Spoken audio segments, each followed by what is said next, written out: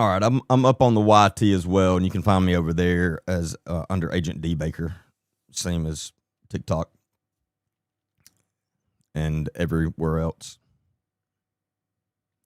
Lava lamp isn't on, and the crazy part is, I I have a sticker here on one of my monitors saying "Turn lamp on," and I still forget sometimes.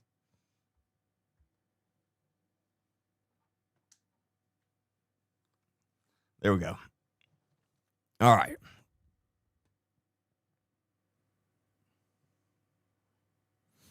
Hopefully the audio is back to good now.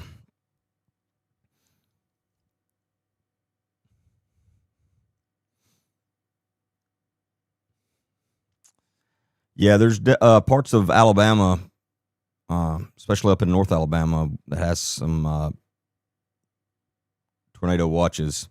I don't know about any tornado warnings. I'm not saying there's not. I don't know for sure. But anyway, be weather mindful, please. It's the good thing about being in the. I've decided I'm calling this. And y'all tell me what you think. The Truth Recon Podcast Cave. How's that sound? Or is it too long?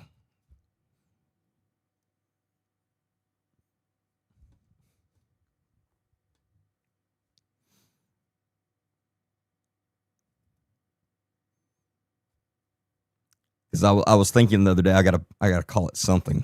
Recon Cave. Well, it needs to be Truth Recon because that's. So, side note, and then we'll get back to serious business. Right now, my company is Agent D Baker Group. But I think I'm going to change some things around and the name of the overall company being Truth Recon Group. And then Agent D Baker be the podcast side. But I don't know for sure.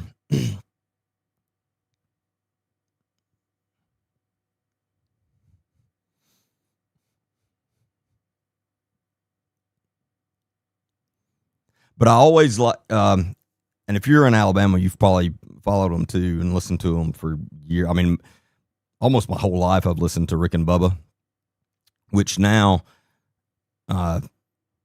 they retired that full show, and now it's just the Rick Burgess show, which is still as good in my opinion. And my son loves it, and we still listen to it every morning. But they used to call their studio the Rick and Bubba Broadcast Plaza or something like that. And I don't know, that name stuck, and I was like, I kind of like that. And so I was kind of thinking about something like that, and that's where I came up with the Truth Recon Podcast Cave. But it is a little long. We'll see. I don't know.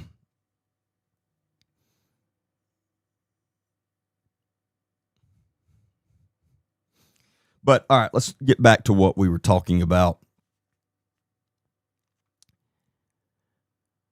What were we talking about? Y'all got me. Oh, I know. So I released a short from the full podcast just about an hour ago. So after the live, make sure y'all go check it out, and you can find it on Facebook, TikTok, YouTube, and I got to put it on X too. I keep forgetting about X. And speaking on that, we do have an X account now, and it's Agent D Baker. So if you're over there, please make sure you follow me over there. But the full podcast will be released tomorrow, and you'll be able to find that on my normal full podcast places, YouTube, Spotify, Apple Podcast.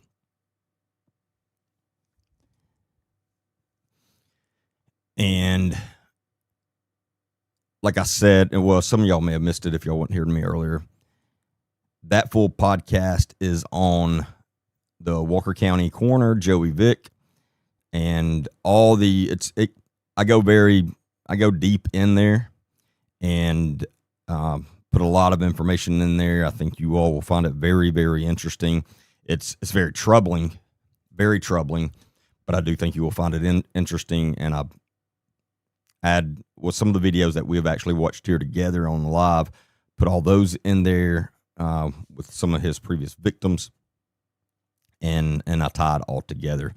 But again, that will be released tomorrow.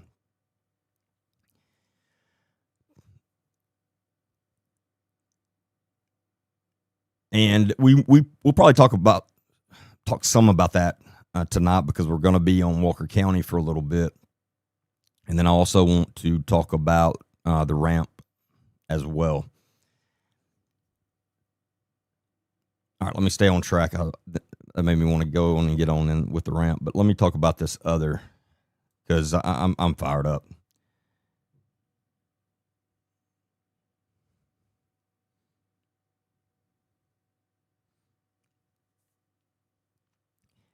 In fact, when I saw this last night at about 10 o'clock, I was so pissed off and fired up, I almost went live then. And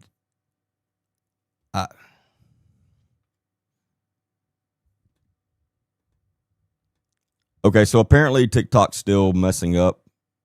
Some of the people that have already gone over to Facebook said it's great over there.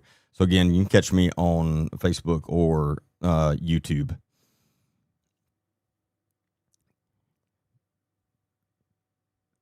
And some of you already know what I'm talking about,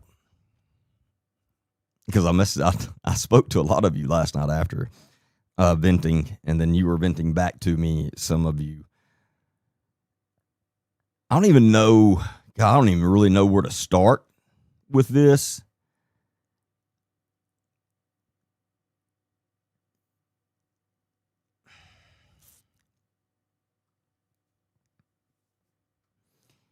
Let's just go on, straight out. Alan Estelle, the guy who swore he was going to take on Nick Smith. And if you're not familiar with Alan Estelle or what I'm talking about exactly, Alan Estelle was one of the candidates for Walker County Sheriff who was running against Nick Smith, the most corrupt sheriff that has ever lived, in my opinion. And I had Alan on the podcast as a guest where I interviewed him due to him being a candidate for sheriff. And we had a good podcast, pretty long one.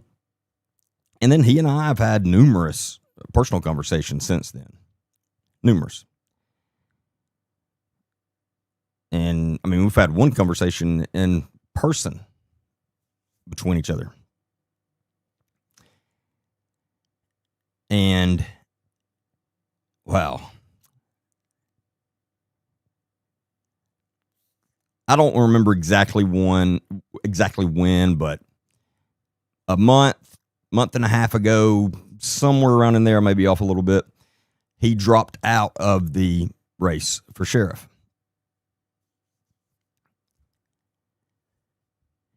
And then last night, stood up at Nick Smith's campaign rally in Carbon Hill, Alabama, and gave a full, insert bad word, speech endorsing the man. He's all in for Nick Smith now. The same man that he and I have had conversations with of discussing how corrupt Nick Smith is and how horrible of a person he is and how things need to change immediately. Yeah, that same man.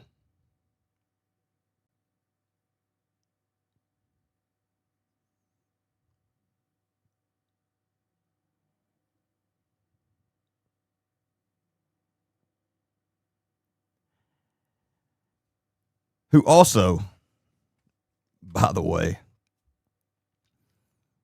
actually called me today. I didn't answer. Trust me, Alan, you do not want to speak with me right now. You don't.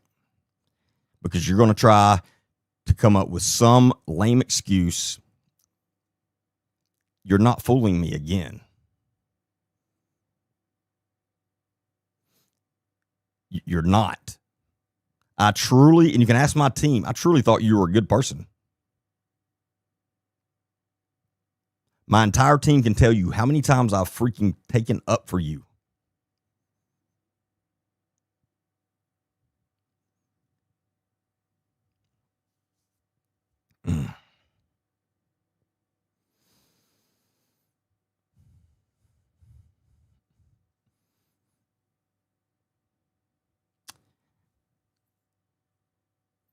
And again, my times all run together.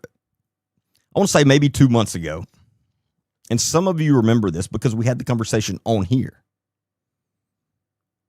And Alan Estelle himself got on my live that night telling us all that no, that's not true at all.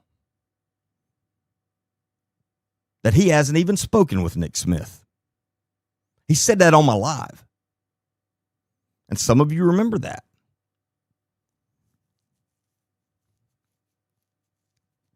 But anyway, at around that time, some that I have tons of respect for, came to me and said, I've heard from a very reliable source that Alan Estelle and Nick Smith have been talking.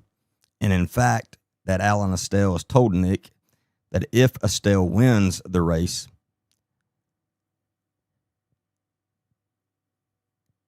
he was going to give Nick Smith a position in the agency. And when I first heard it, I told the people that told that to me, I said, no, that's crazy. I said, I don't buy that at all. I just don't believe that.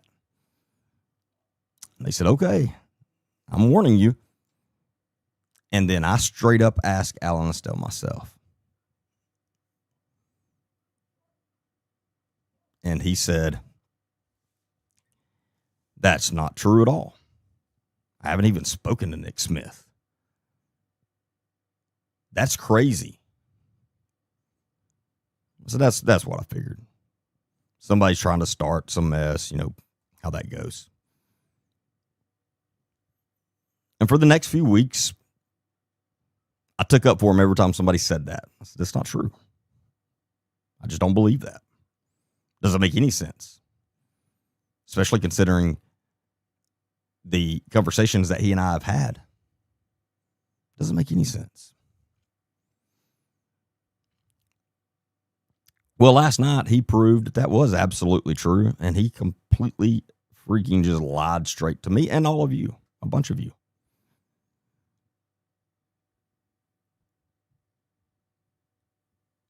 And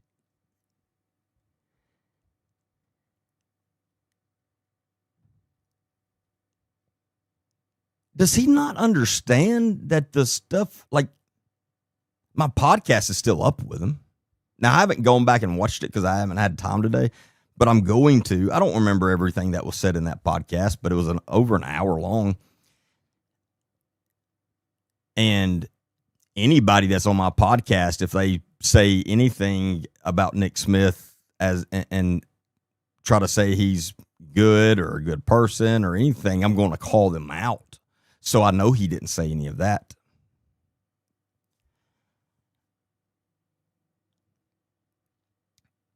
I do remember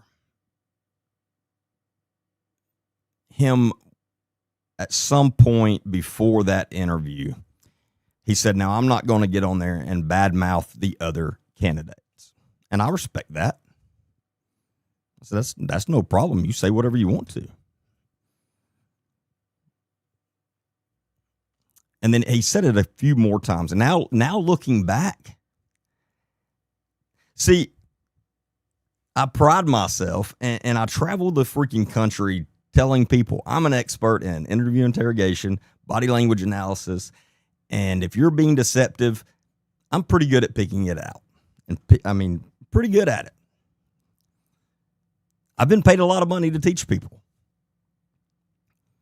But as I always say in my classes, I'm far from perfect in it. And when it's personal stuff, a lot of times I do put my blinders on. It's not like every conversation I have with people, or especially family and friends, that I'm watching, seeing if they're being deceptive to me. I don't do that. I mean, that would drive me insane. But it does piss me off when I look back and I see all the freaking red flags that I didn't see at that time, just because I had my blinders on. And it happens. But going back now and remembering how many times, he was very adamant about that. And I kept saying, that's cool. Like, again, you can say whatever you want. I don't care if you badmouth them or don't. Like, I don't expect you to get on here and just badmouth them. Like, myself, along with everyone else, especially the citizens in Walker County, just want to hear what you're going to do. But now I see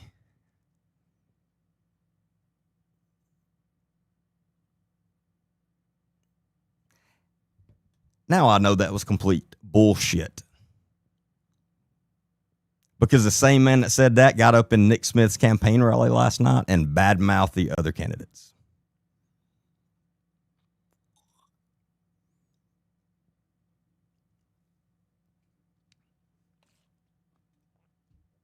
A lot of people, and they've been telling me this, and again, I kept saying that's crazy, but there are a lot of people that have been saying from the beginning,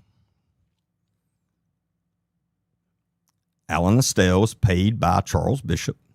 And again, this is allegedly, I don't know this to be fact. I'm just telling you what a lot of people have told me.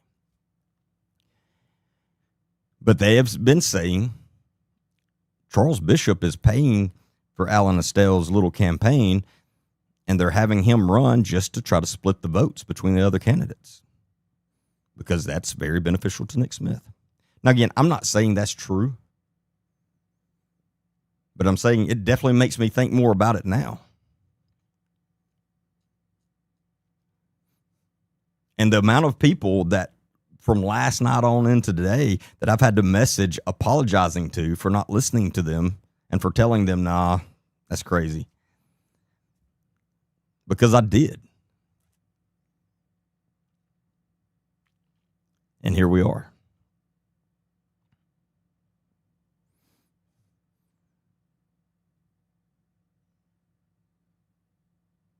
I believed his sorry ass. I defended him. Went to bat for him. Again, especially when people kept saying he was secretly working with Nick. No, he's a good man. He's a good guy. He's honest. He's just an honest old country boy. Most of the time, that's the most honest people you ever meet. That's how my grandpa was. Most honest man you ever meet. Just a good old country boy.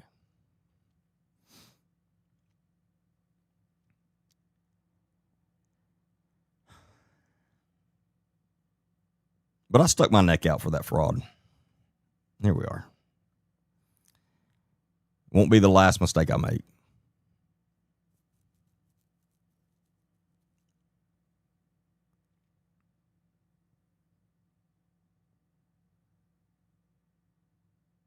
A grown ass man going around lying through his teeth like it's nothing. And like we weren't going to call you out, dude. What did you think?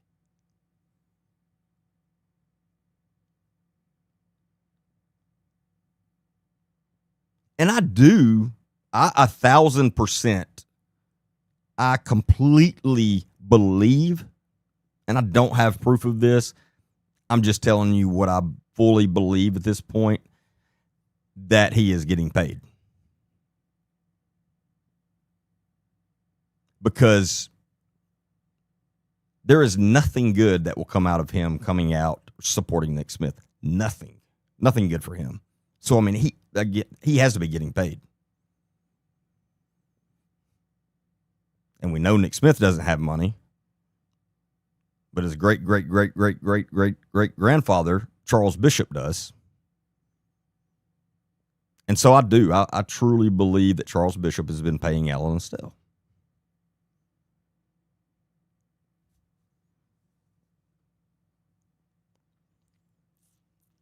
I don't know that it's possible we ever figure out that for sure, but we're damn sure going to try, because there's one thing I am good at that made me very successful in my previous work, was following the money. Now, obviously, I don't have the same resources now, but there's still some resources out there that I can use.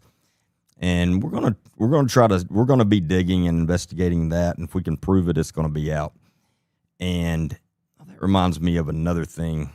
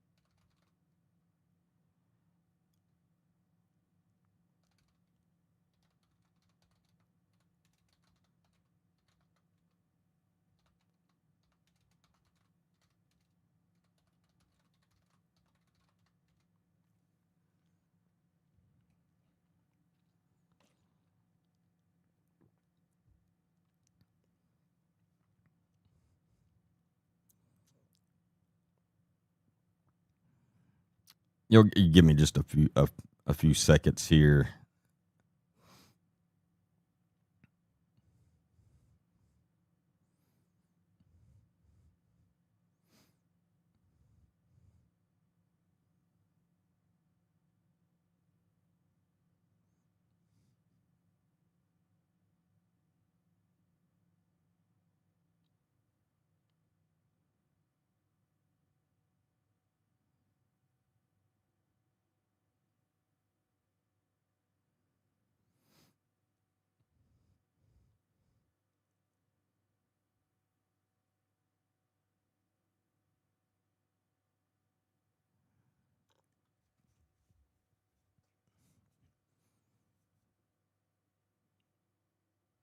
Do y'all think Alan Estelle realizes he literally broke the law last night?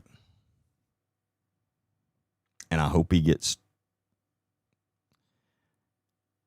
I'm going to make damn sure the ethics board investigates it.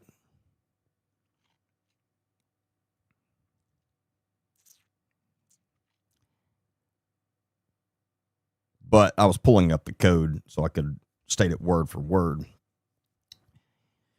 Alabama Code 17-17-5.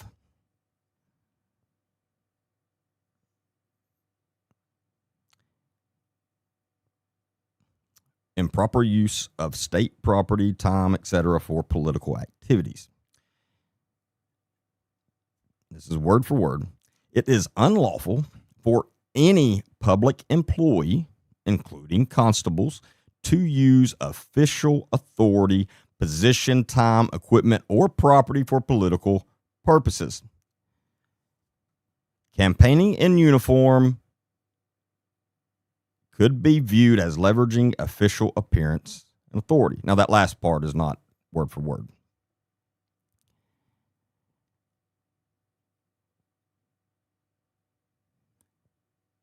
Constables are allowed to participate in politics as a citizen, just as any law enforcement officer or any public official, but they must do so on personal time, off duty, and without using public resources or the symbols of their office, i.e., uniform, badge, in a political context.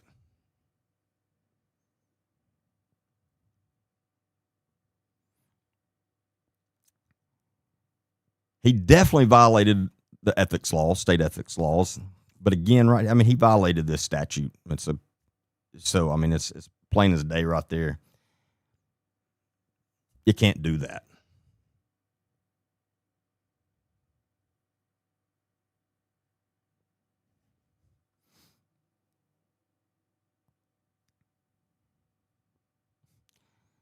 A current constable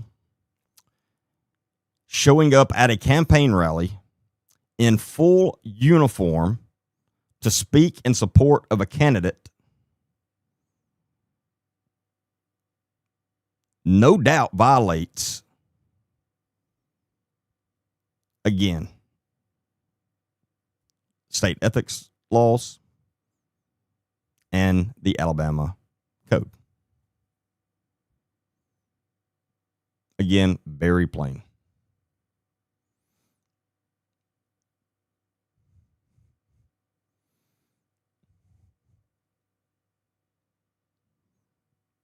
I will get back with you, Emily. I saw your text earlier. I'm sorry, but I'll get back with you.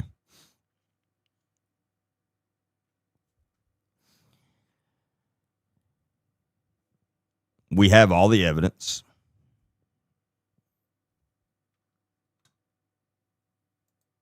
Here, let's pull up some of that evidence.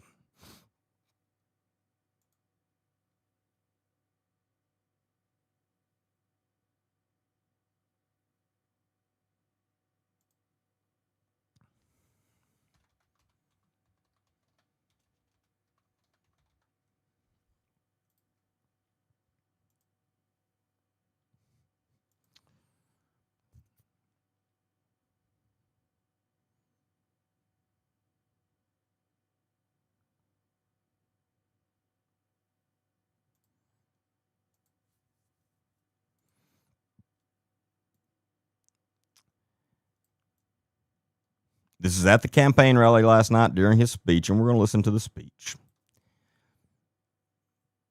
Badge on his hat, literal badge, firearm, badge on his shirt. That's full uniform. That is using his authority to gain political confidence.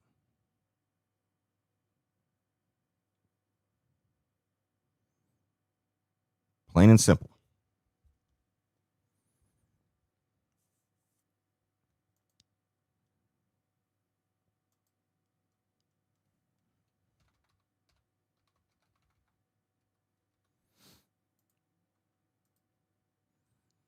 Let's see, here's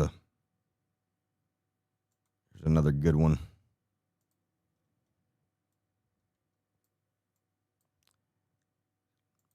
Posted on Nick Smith, Sheriff of Walker County's social media page today. Alan Estelle endorses Sheriff Nick Smith for re-election. Badge, handcuffs, firearm, badge.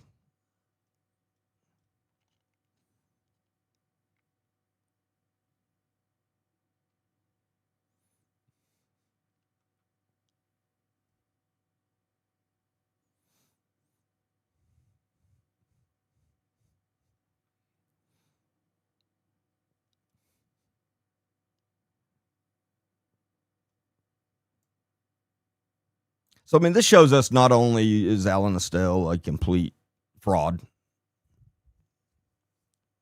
and just bold-faced liar, but he's taken, I guess, the same stance as Nick Smith.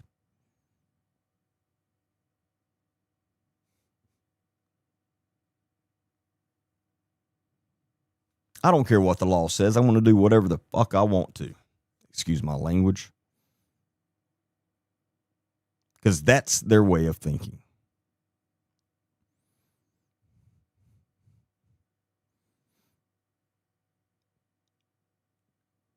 You can't politic now? No, not in uniform. Absolutely not.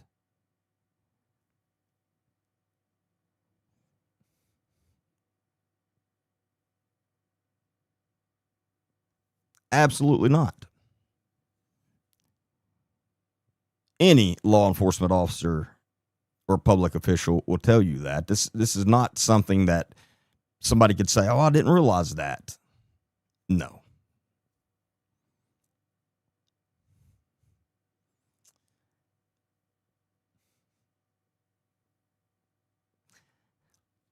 Let's listen to his speech because there's some ironic stuff in that as well.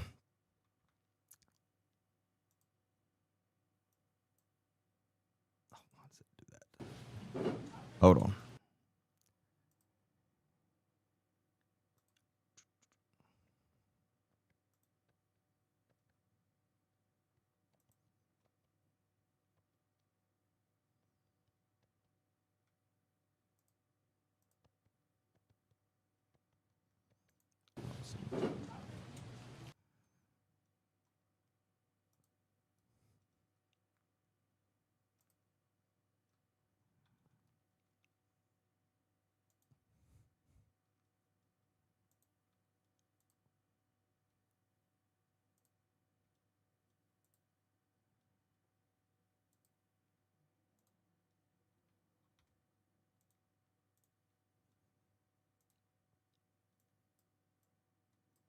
Just give me a second to get this fixed.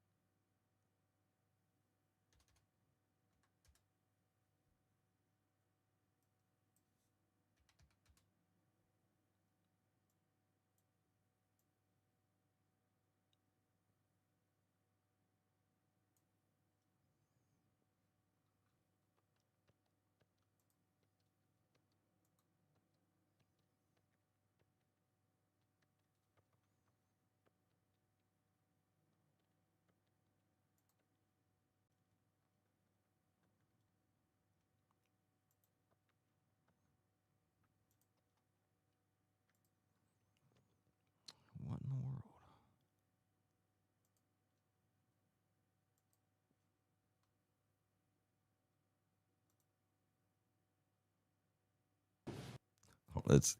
It keeps on wanting to play it upside down or something. Hold on. Let me try one more thing.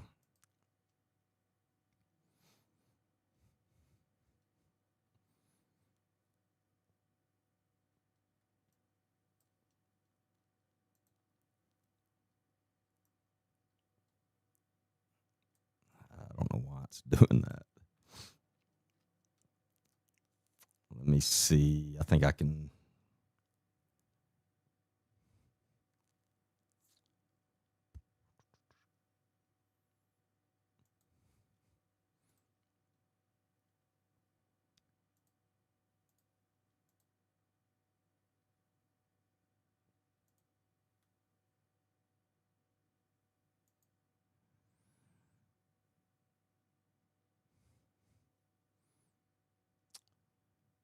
No, I guess I can. What in the world?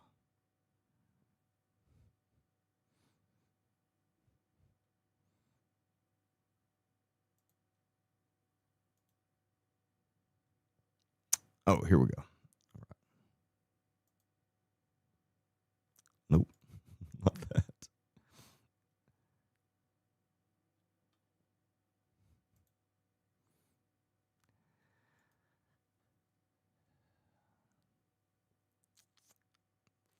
My software is testing my patience tonight. It's going to go every way but the way I want it to. Oh my God. Oh, goodness. There we go. Whew. All right, we are almost there. Sorry, I was not expecting this to cause this much trouble.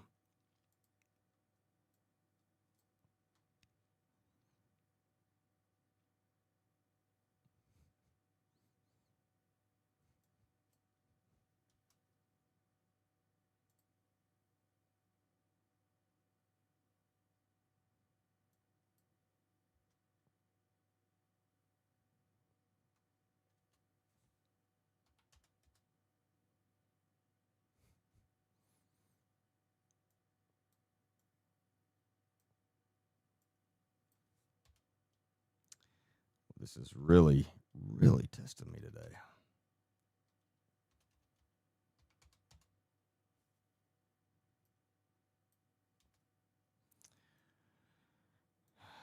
I promise we'll eventually get there.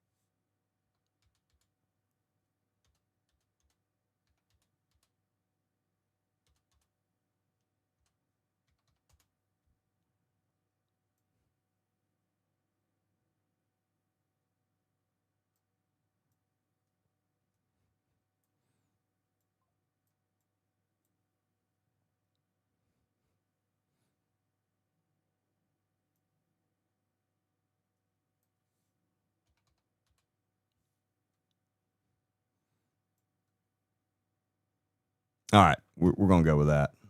My goodness. That never thought that would be that complicated. Friday and Saturday night cover the most amazing steaks you'll ever eat. There's like 8 million, 3 counties away. I guarantee you'll not find one better. So let's show them some appreciation. I know there's a lot of background noise, but can y'all hear that?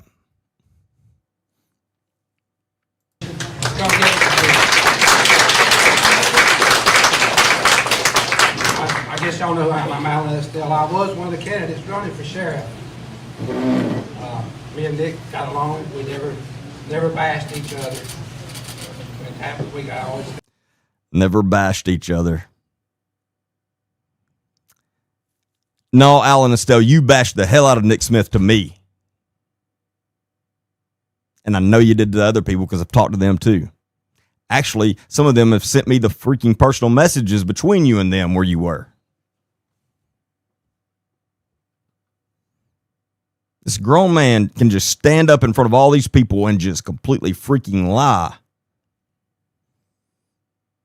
I took up after a bunch of times. So I had to drop out. I'm going to tell you why. Hold on, did he say? I guess y'all know who I am. I'm Alan Estelle. I was one of the candidates running for sheriff. Me and Nick got along. We never bashed each other. It happened. I took up after a bunch of times. So I had to drop out. I'm going to tell you. Yeah, he said I took up for him a bunch of times. It's funny, you never took up for him when you were talking to me. Because you all know how I feel about Nick Smith, and I don't ever hold back talking about him. A lot of people don't know this. So one of the other candidates, dark-headed, I'm not going to say that, almost dark-headed. Somebody in his campaign was calling my work, my corporate office, telling lies on me that I was campaigning at work. I wouldn't do my job because I was too busy campaigning. So they offered me an alternative. Drop out of the race or you're fired. First off, there goes, I'm not bashing other candidates. Second, if I worked somewhere and somebody complained on me,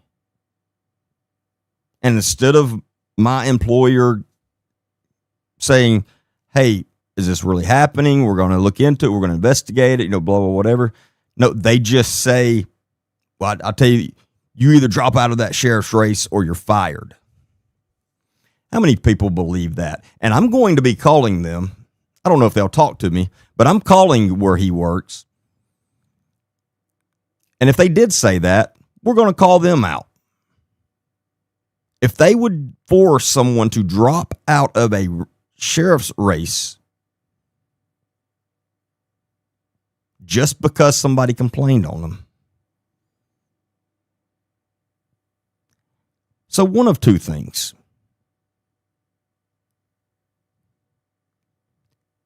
I would bet that call never even freaking happened. If it did, then it was true, and that's why his job told him that.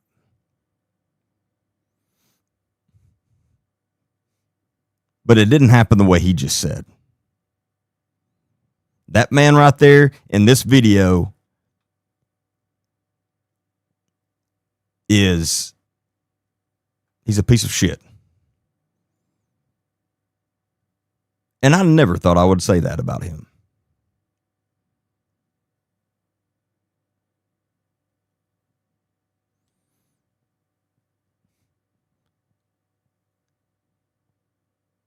And I don't know Jason Akins personally, but he is and I've said this numerous times, he is the only candidate that I've yet to hear anything bad about, except for this. This is the first thing I've ever heard bad about Jason Akins. And again, I don't believe it. Literally the first time. And that's saying a lot.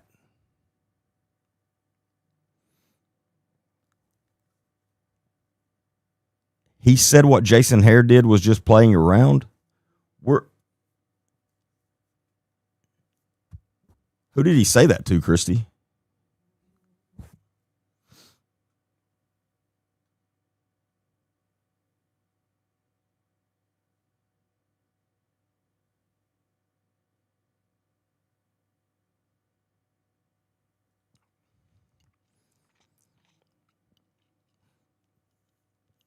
Oh, he said it to Kimmy and her husband?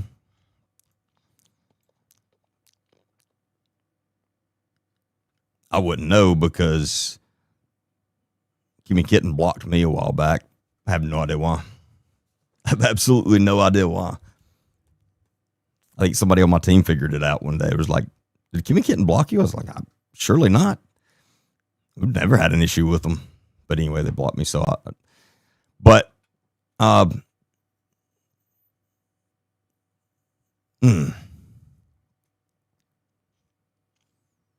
Well, if he said that, I have even more issues with him. But again, I know who he is now. So I dropped out of the race. I'm 61 years old. I can't find that kind of job anymore. So that's why I dropped out. I'm sorry I disappointed anybody. Yeah, that I did. But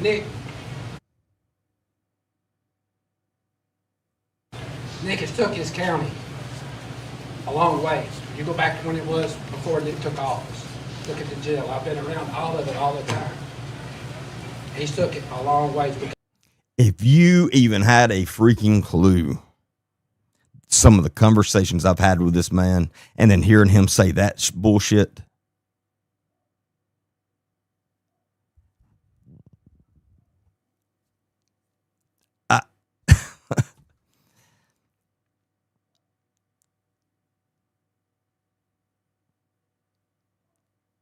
I hope he's getting paid a shit ton of money. I hope it's worth it.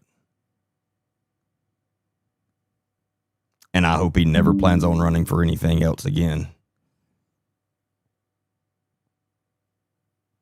Because I'm going to call his ass out every single time and make sure everyone knows what kind of person he really is. I cannot afford to go back. One of the ones that was in that office, or in the sheriff's office then, was in there when the jail got in the shape it was in, when you didn't have locked doors and paint.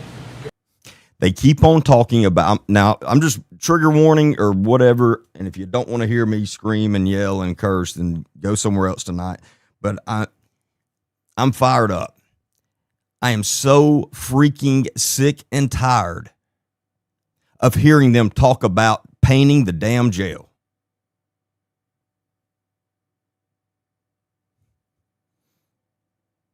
How many times are they going to brag about him painting?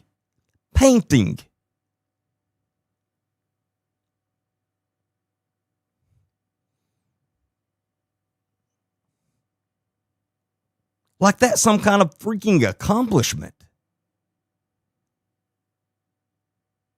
That's all they have, though. But I may literally lose my mind if I hear them bragging about painting the jail again.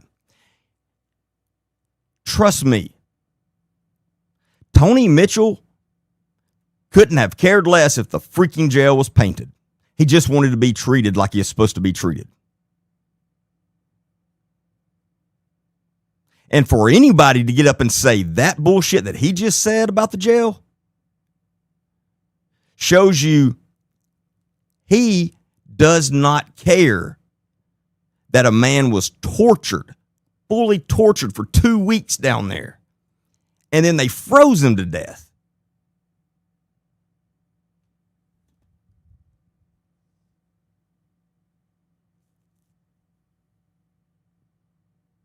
Oh, you're exactly right. The inmates painted it, I would bet. So this is what Nick Smith did. He went and bought some freaking paint and gave it to the inmates and said, paint. And he's been bragging about that ever since.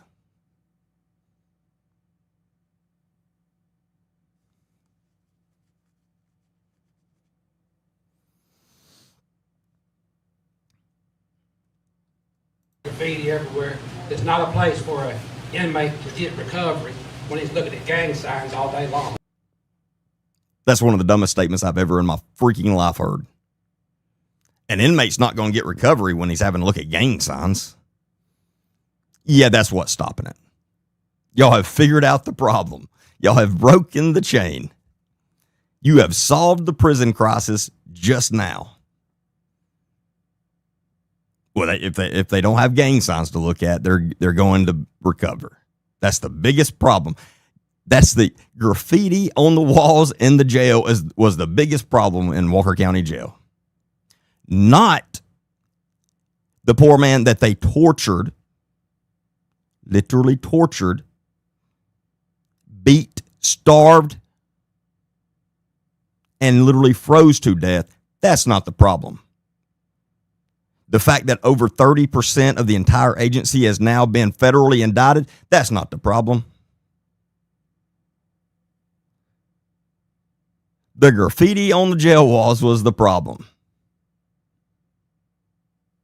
Do they not realize how ignorant that sounds?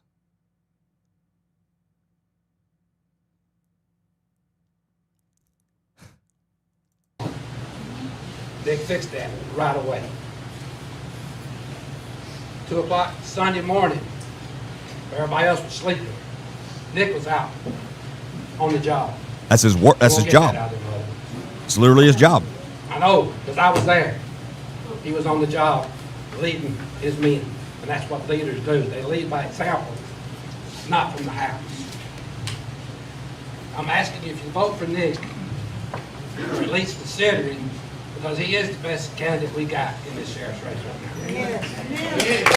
Let me tell you something. If that's the best candidate you have,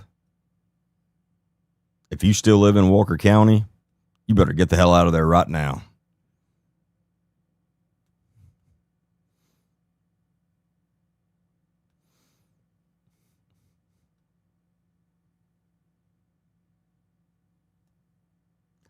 Oh, you're exactly right, Lisa. In fact, Lisa, the full podcast that I'm putting out tomorrow about Nick Smith and the coroner, Joey Vick, I bring that up. I bring the Eric Cates story up just by saying, let me come back to that because I'll get sidetracked here, but I do want to come back to that. Y'all remind me of that.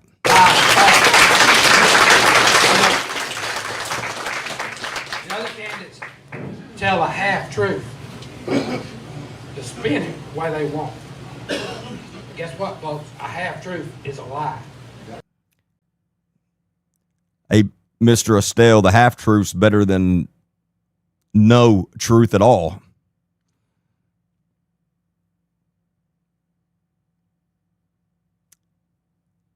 That's all they've done is lied on this man. He still stood strong. He still showed up every day. So in other words, Mr. Estelle, the guy that tried to call me today to give me some kind of bullshit excuse, I'm lying about Nick Smith. That's what you just said. I'm lying about Nick Smith. Amber Sitton's lying about him. Michael Fleming's lying about him. We're all just lying. We all woke up one morning and said, you know what? Let's all get together and just start making up all these lies on Nick Smith. That's what we did.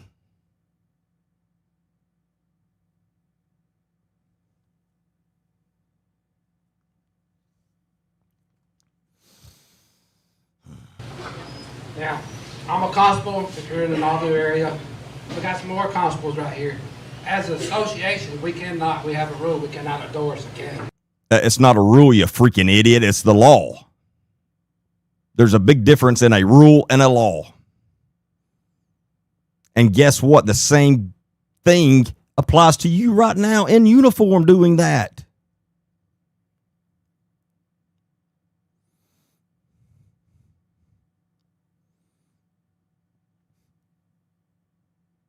I can 100% tell he's working with Nick Smith now because he's just as fucking ignorant as Nick Smith.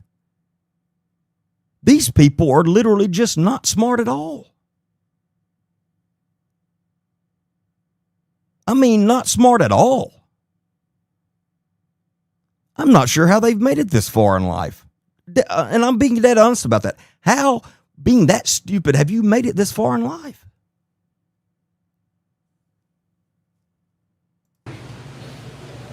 Each one of these candidates has said they endorsed Nick. So, constables is important in the area. When Carbon Hill didn't have a cop, guess who was out here at 2 o'clock in the morning? Let me tell you something about constables. And it's no offense to anybody who's a constable. Constables were good to have in 1920. The fact that some counties, because a lot of counties don't have them anymore, they've moved into the 20th or 21st century, thankfully. Constables are not worth anything. They're not.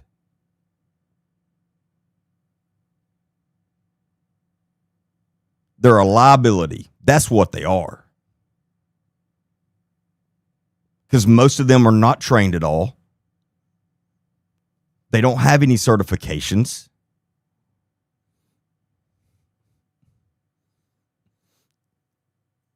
I could show you, I've got one video that I've shown in my classes numerous times from a constable somewhere. And it's just, it's one of the worst traffic stops I've ever seen in my life, and the way he did things. And luckily he was forced out of office like the next day. And I don't remember where it was or the guy's name. It's been a long time ago, but the fact that they still have constables is laughable. So I don't, and if this offends you, it offends you. No, constables are not important. They're so important. You know how much money they make? Unless somehow they get paid in Walker County, they don't make a dime. They don't get paid anything. That's how important they are.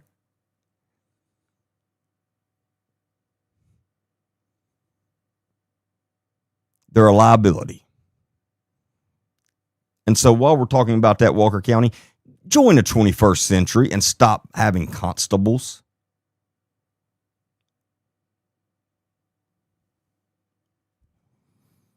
I've never in my life met a constable under 70 years old until now. Apparently he's only 61.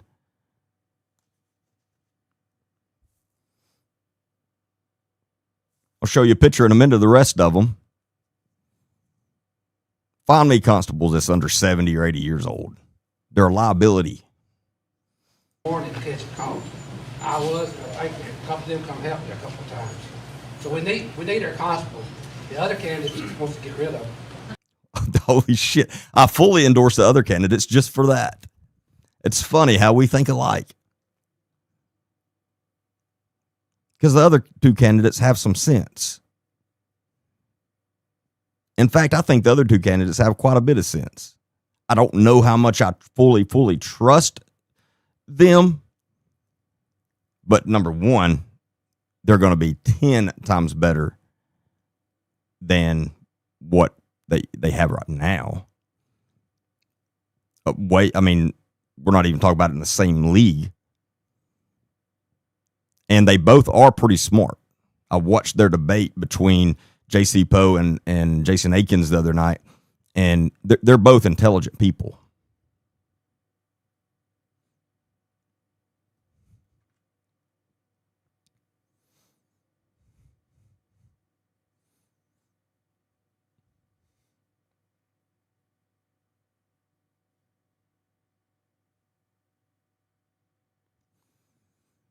And the word intelligent and Nick Smith, you could never the only way you could ever put those two things in the same sentence is if you say Nick Smith is not intelligent. I'd be careful even saying that. I don't want to put intelligent and Nick Smith in the same sentence ever again.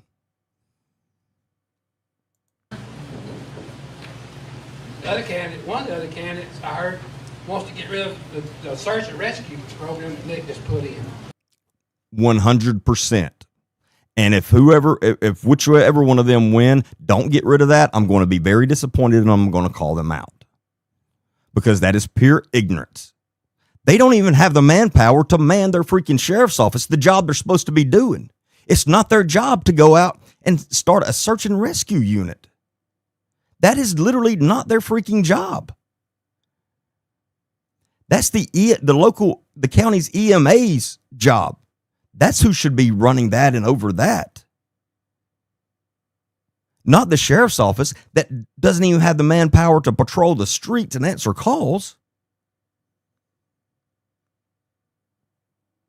They do not have the money nor the manpower for that.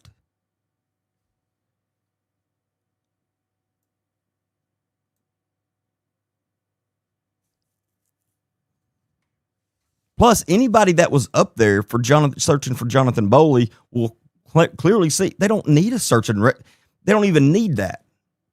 There were hundreds and hundreds of people up there. I mean, hundreds. I was very impressed. And guess what? When something like that happens, tons of outside agencies come in too and help.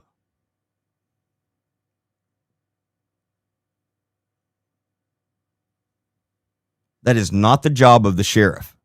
Nick Smith is one of the world's best at causing his sheriff's office to take on things that is literally not their job, but refuses to do the freaking things that are their job. The job of a sheriff in the state of Alabama, literally, he only has two priorities. Running and supporting and protecting the jail and the courts. That's it. Now think about that for a second. By law, that is their only two responsibilities, and those are the two things that Nick Smith is literally the worst at. By far.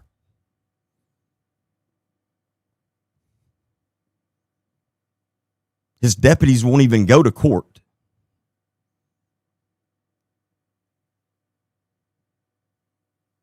I mean, we know there's literally been hundreds and hundreds of cases just completely dropped because his deputies won't even show up for court.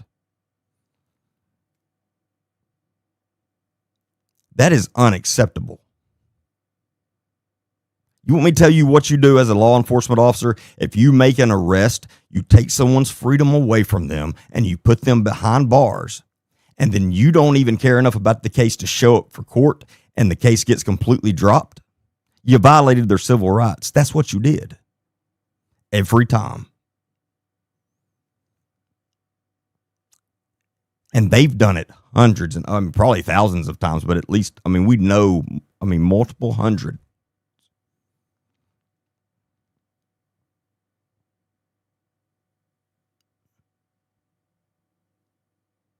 And then we're constantly hearing how Nick Smith is not responsible for the jail.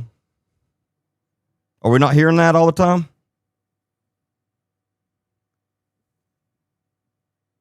Oh, he's got other things to do. He can't always be at the jail. He didn't know what was going on down there at the jail. Don't we hear that all the time? In fact, I'll show you some comments in a minute about that.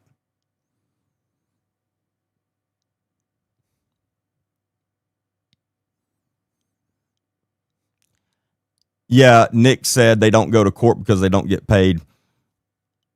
J.C. Poe was spot on with his answer in the debate with Jason Akins the other night. They were asked about that. And JC Poe's answer was, you don't have a choice. You go to court. Now, should they get paid? Absolutely. Guess whose fault it is that they're not getting paid? You'll never guess. You'll never guess whose fault it is. Their leaders. Their sheriff.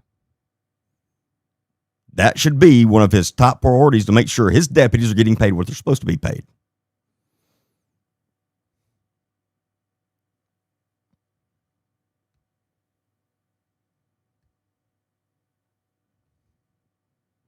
It's nobody else's fault but Nick Smith's, no matter how much he wants to put it on somebody else. Ask any sheriff in the state of Alabama whose fault that is.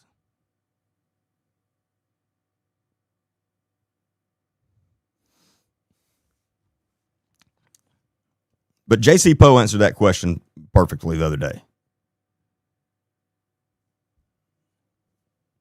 He said they need to get paid. But whether paid or not, you don't have a choice. If you, as a normal citizen, are subpoenaed to go to the court and you don't show up, guess what happens?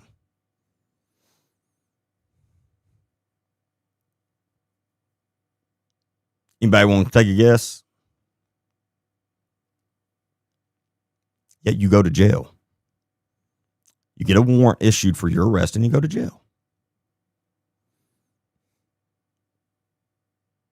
But it's okay for Nick Smith's deputies to not go to court.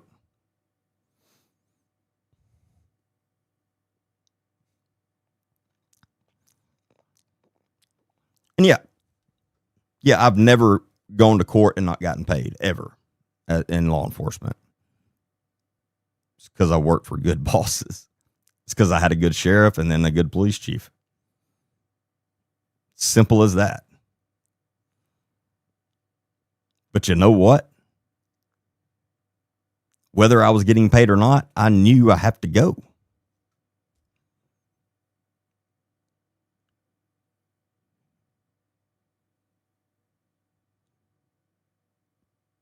No excuse. In fact, I'll tell on myself, because I want to be fully transparent all the time. I got suspended for 60 hours. Now, when you're making almost $40 an hour and you're suspended for 60 hours, that hurts your pocketbook.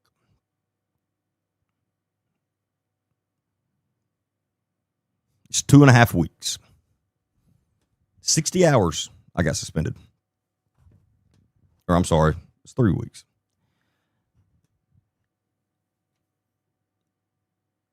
$60 hours I did not get paid for.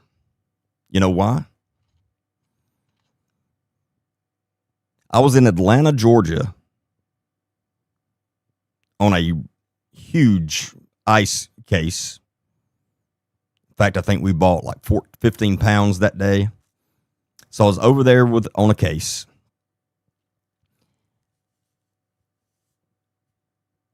And I did not make it back. And this was just for a hearing on a case I had. And I was supposed to be in Atlanta for like a day.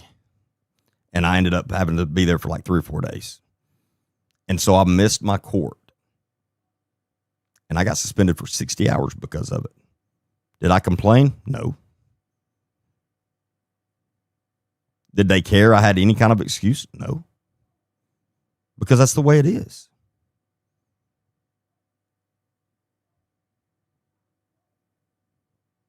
Now, I can sit here all day and say, I had a good excuse. It doesn't matter. Where I worked, that's how serious they took it. And trust me, it never happened again. Ever.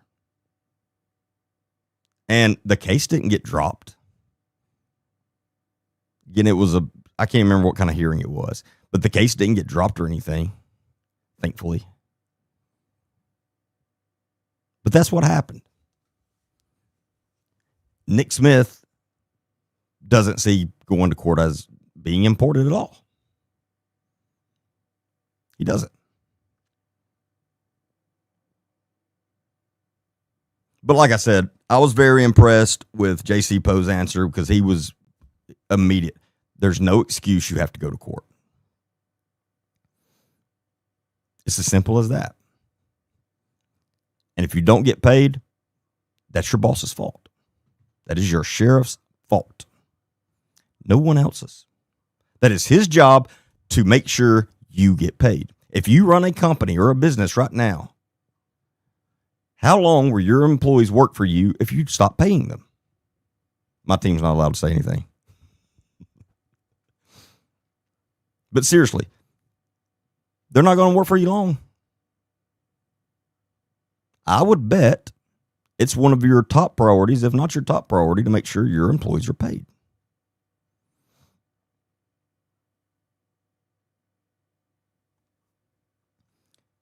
But with Nick Smith, it's everybody else's fault. All right, let's finish Alan's video here. My goodness. Dude, that's taking our county back. Yes. Okay, you come on. I can talk better, brother. Thank you. Everybody give Alan a hand. Yeah, give Alan a hand. Again, I hope Charles Bishop is paying him a lot of money. Because that man sold his soul over it.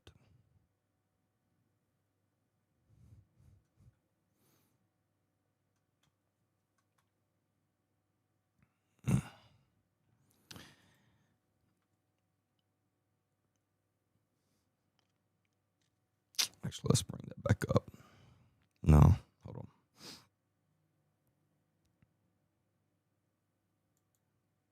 Let me get this picture up of all the other constables.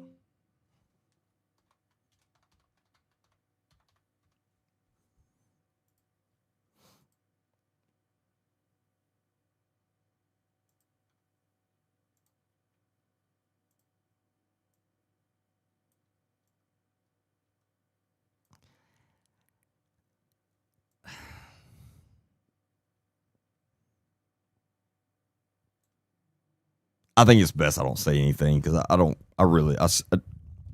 literally don't want to sit up here and make fun of people. So I'm just not going to say anything. I'll let you look at this picture and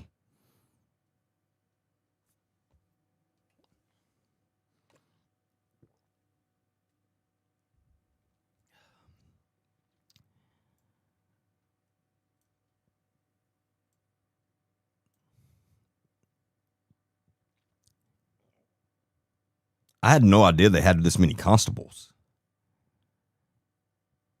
The only other counties that even still have a constable that I know of have one. So I don't know. I don't know what they do in Walker County, but I will say this because I'm being dead serious.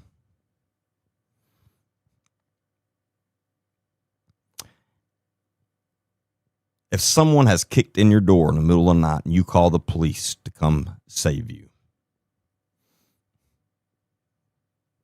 is there anybody in this picture you would want coming to your house? I'm being dead serious.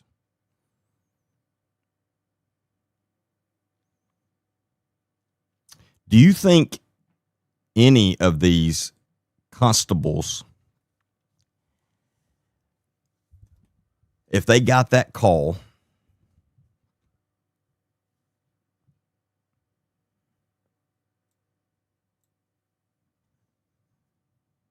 and they're racing to your house,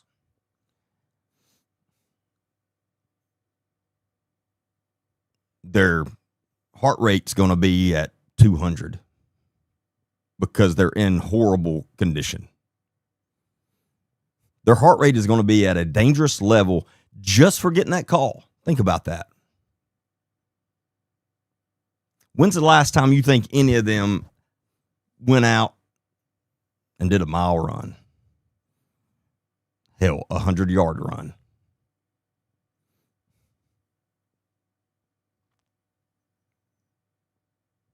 Their heart rate, I promise you, none of their heart rates are used to being high. Guess what happens when your heart rate's not used to being high at all, and then all of a sudden it jumps to 250? Nothing good. So there's a decent chance they wouldn't even make it to your house before it took them out. And I'm just being truthful. I'm just telling facts here.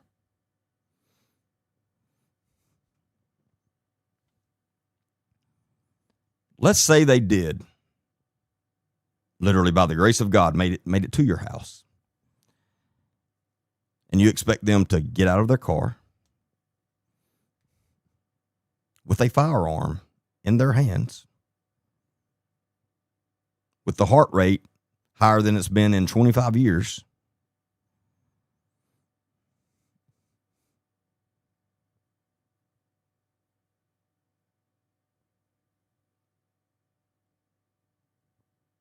And say they have to kick in a door to get into you.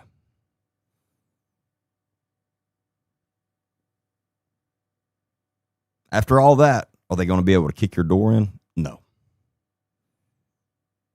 Let's say, again, by the grace of God, they kick your door in.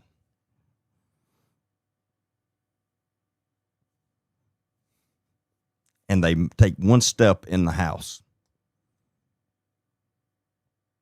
And let's say the bad guy, say you caught the bad guy by surprise. He saw you and he ran out the back. And so you're standing in the hallway. It's dark. Their heart rate's at 250.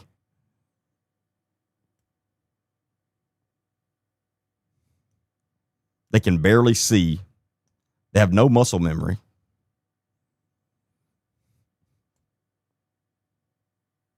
Let me tell you what would happen.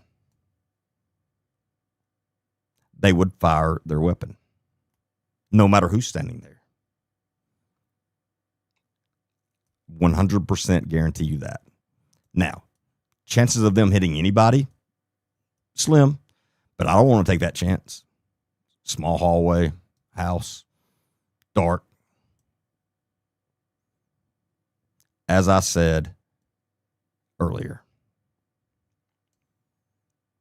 they're a liability. They're a liability.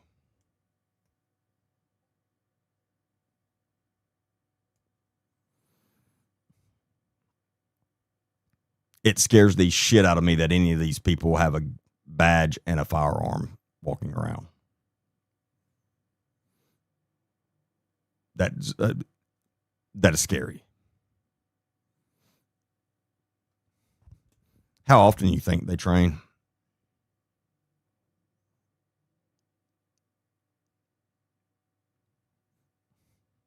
I wonder when the last time any of them even fired a weapon on a range. Anyway, we'll move on. I think I made my point. Sorry, I didn't mean to get stuck on that for that long, but and all of them in their uniforms, badges, firearms. Oh, cowboy over here. Oh, Cowboy Earl here. He's got his cowboy hat on with his big shiny badge.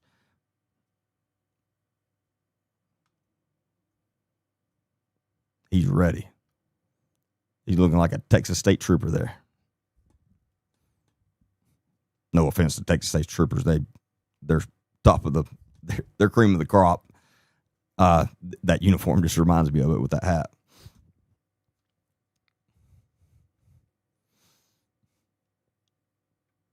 All right. Let me see. I'll show a few more random pictures from the rally. Let me see.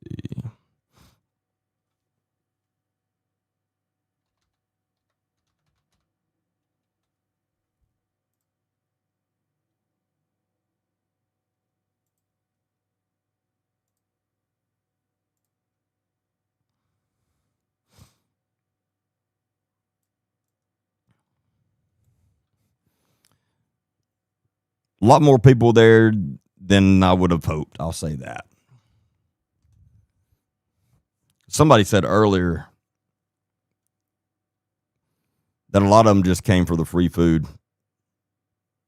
I think this video is evidence of that. I mean, this picture.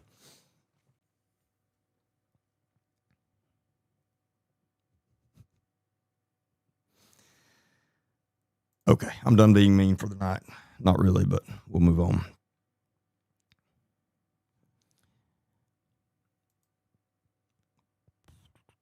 Let me see.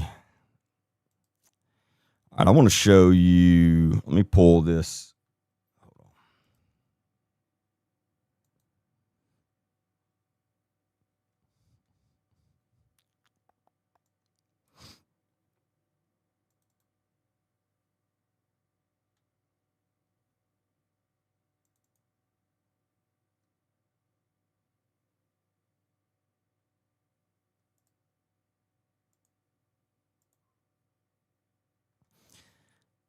This is a social media post I saw a few days ago. And I want to read the post and then a few of the comments.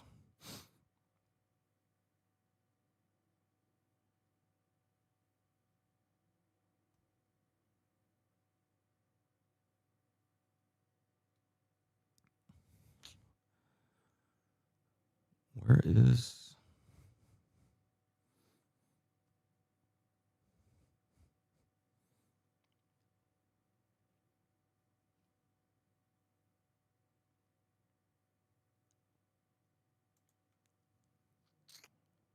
Well, maybe not.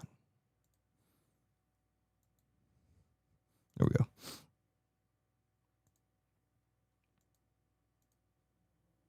Well, let me make this bigger for y'all.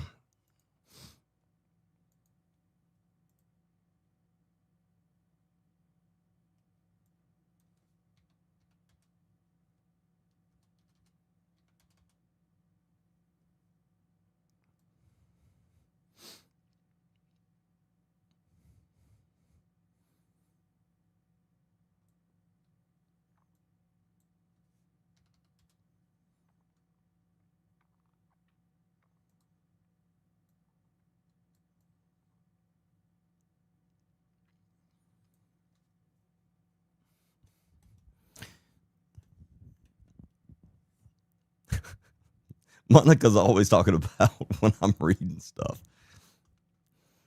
All right. I know most of you still can't see this, so I'm going to read it.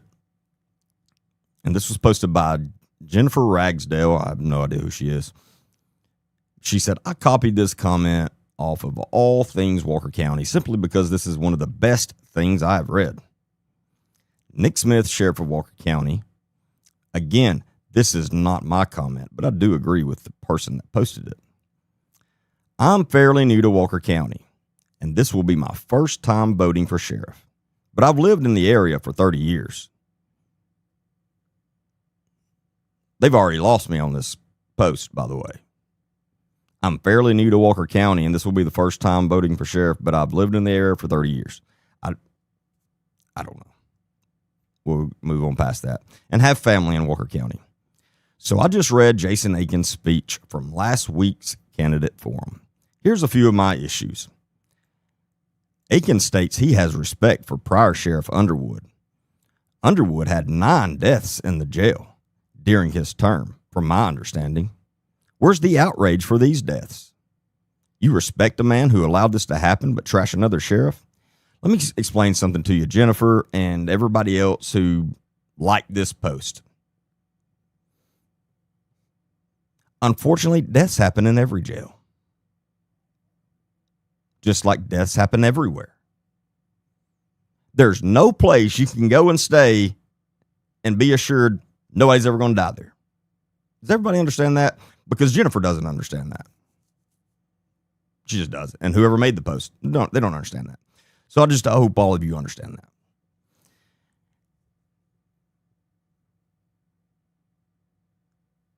There is not a jail in this country that somebody hasn't died.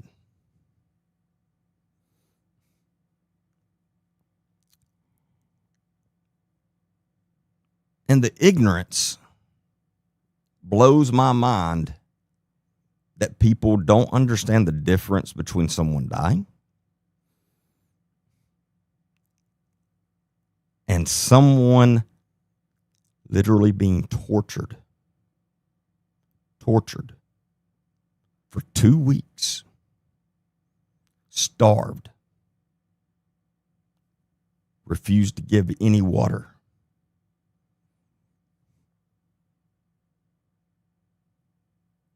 Kept on a cold concrete floor with nothing, no clothes or nothing. And they would spray the water hose on him.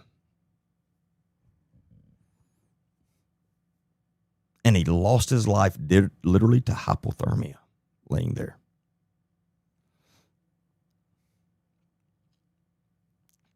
And to date, a little over 30%, let me say that again, a little over 30% of the entire Walker County Sheriff's Office has been federally indicted over that.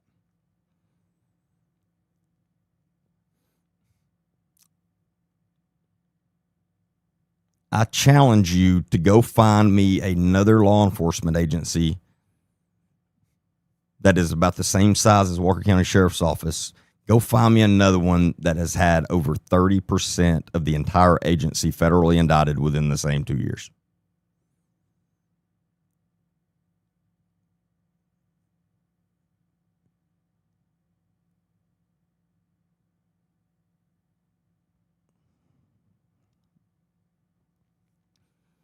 They've literally made history over that.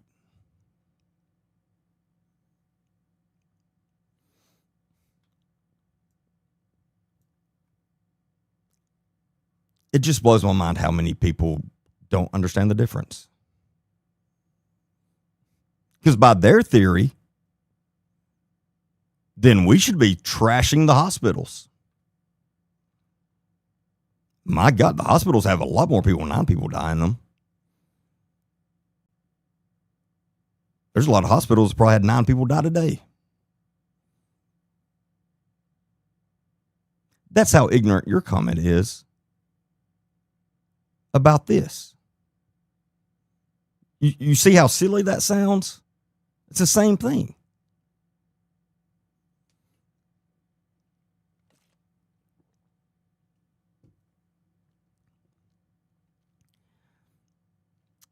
Number 2, Akins worked at the jail sheriff's during these deaths. And during the time the jail wasn't fit for human habitation. Why would we think things would be different now, when obviously they sure weren't good then? Oh, Jason must have worked there before they painted. I bet there was gang graffiti, because you know there's big gangs in Walker County too. Big gang presence. A lot of street gangs around there. I bet there was gang graffiti all over the walls.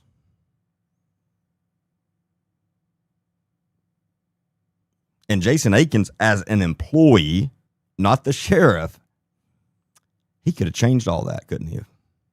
Well, no, actually, he could not have.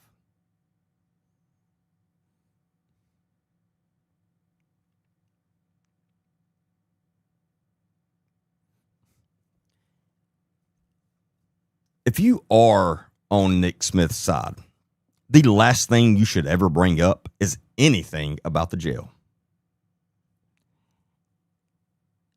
Like if you had a PR expert advising you, that's the first thing they would sit down and tell you.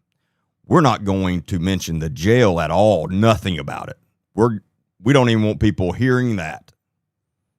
Like we're staying as far away from that as possible. Well, his ignorant followers, that's all they talk about, including him. Why? Well, because they've had a big accomplishment since he got there. They painted over the graffiti.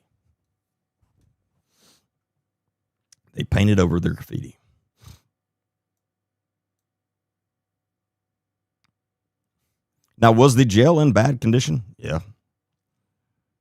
As are quite a few other county jails in this state. I've been in them.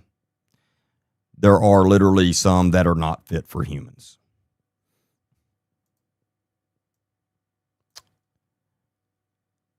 So why am I not talking about them all the time? Oh, yeah. Because there's a big difference in torturing someone and full out corruption than having a dirty jail.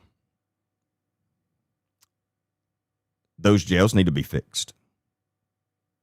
For sure. But the top priority is just making sure your employees are not torturing people and taking their lives. That's way on up there on the list.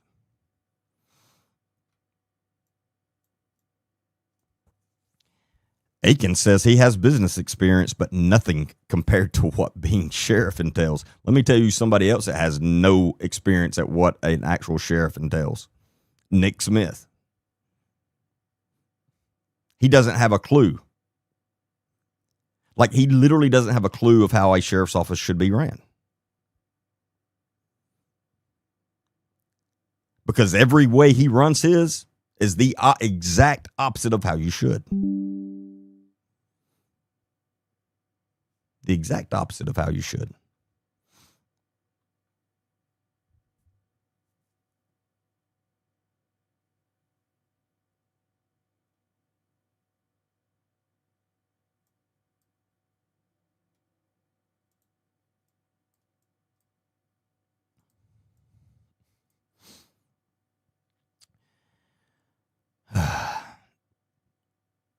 Aiken says he has business experience, but nothing compared to what being a sheriff entails. Running a small business is far different than running the sheriff's department.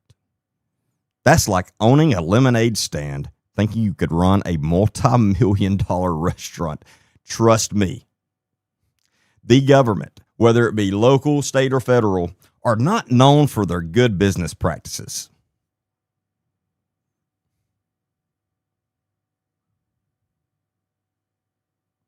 A lot of them don't know how to spend money. Acting like, and this goes for any government agency, acting like they are ran better than a successful private business is laughable. Because anyone that's ever worked for the government will tell you that. That includes the military or anything. They don't have a clue. Most of them wouldn't know if they had a private business, it would go under in 2 weeks.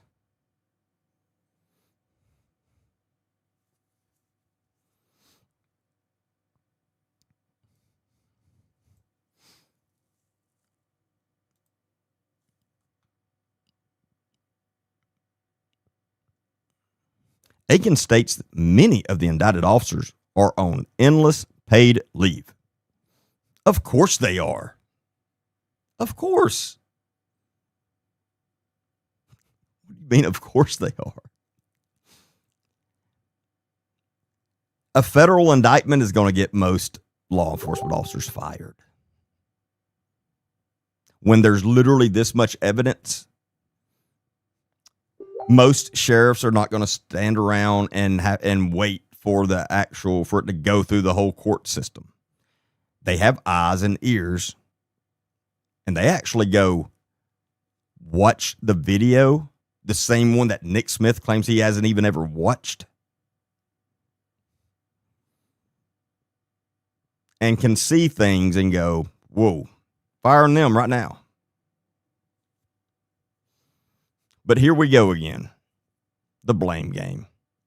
That's the responsibility of the Civil Service Board and the civil service rules. No.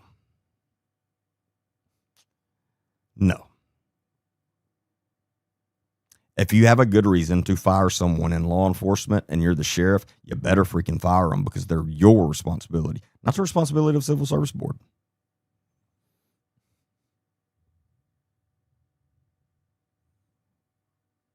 Dumbest excuse. Ignorant. And here's the irony, that shows me he either doesn't know how the process works or he's just slinging mud. The irony of that statement, that shows me he doesn't know how the process works. Oh my God, we're moving on from that. Akins talks about the budget overrun like it's a new thing. However, a simple bit of research shows this has been an ongoing issue for many, many years.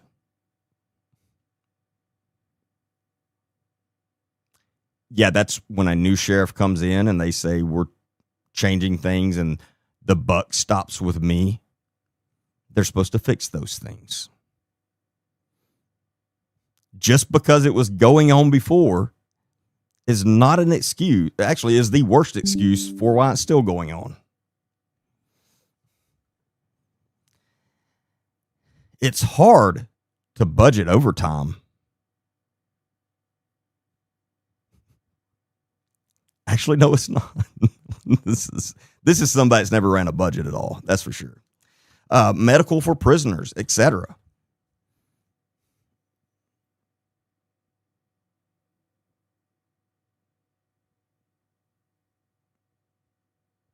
That's weird because most sheriffs do know how to run a budget and they stay in their budget. It's very weird. How do they do that? Just lucky? They're just lucky.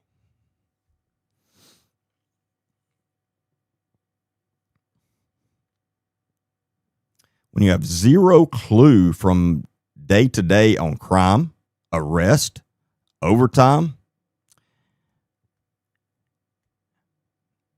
you shouldn't have zero clue on those things. You use history to predict. That's what real businesses do. That's what real law enforcement agencies do. It's actually pretty easy to predict those things. If you keep stats like you should, which I'm sure they don't.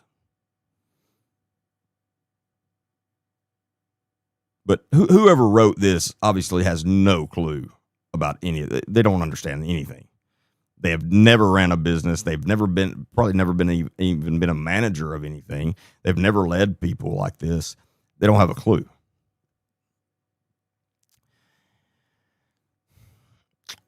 On top of that, my understanding is that prisoners are spending far too much time waiting on trials. Yeah, that goes on in every single county jail in this state. It's not like Walker County is the only ones dealing with that. And that is out of your control. That's between the judges and the prosecutors. And you have to deal with it. That's your job as the sheriff.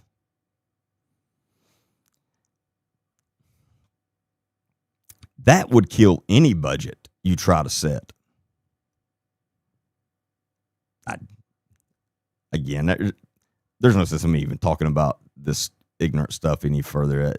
This person is completely clueless. It worries me that Akins makes this a talking point when it seems he clearly doesn't understand. Jesus Christ, the irony of this is just, oh my goodness gracious. Oh.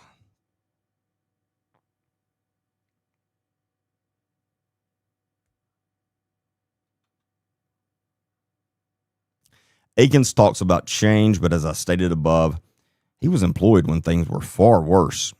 No, they weren't worse. They were bad. I know things about Underwood. Not a good person. Very corrupt. But not as corrupt as Nick Smith. It is much worse now. Why would anybody think if he was part of the problem in the past, what makes him part of the solution now? Well, Nick Smith's been the number one part of the problem for the last 8 years now. What makes him the solution now? I also reviewed Poe's speech. He talks a good game, in my opinion, but he also was at the sheriff's department when it was really bad. And frankly, not impressed with the current condition of the Jasper PD.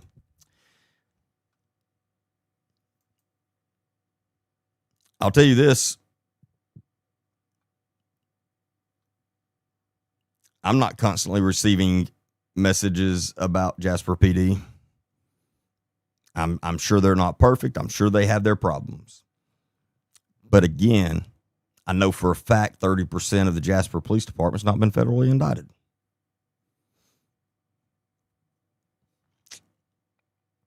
Not impressed with the current condition of the Jasper PD. On top of that, his age, in my opinion, would be a hindrance to make things better. I agree with them on that. The only thing I agree with them on. I'm not much younger than he is, and at a certain point, it's time to let younger people take over. It's my understanding that he's aging out in Jasper, so is that the main reason he's running? I don't know what that means exactly. But I do agree that Poe he's too old. Finally, we have the current sheriff, Nick Smith. From what I've seen, he's the first sheriff who's actually doing things about the drug problem. The ignorance in this statement, wow.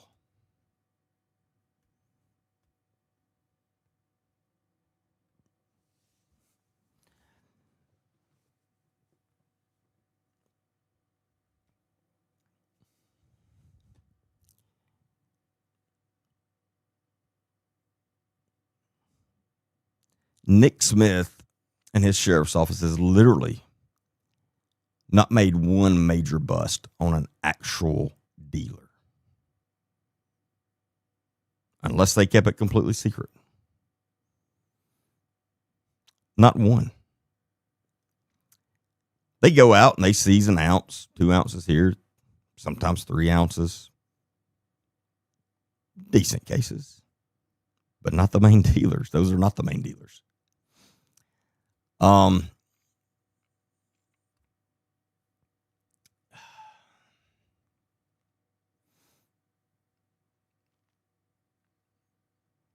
If you think Nick Smith has done anything to the drug problem in Walker County, you have no clue what you're talking about. None.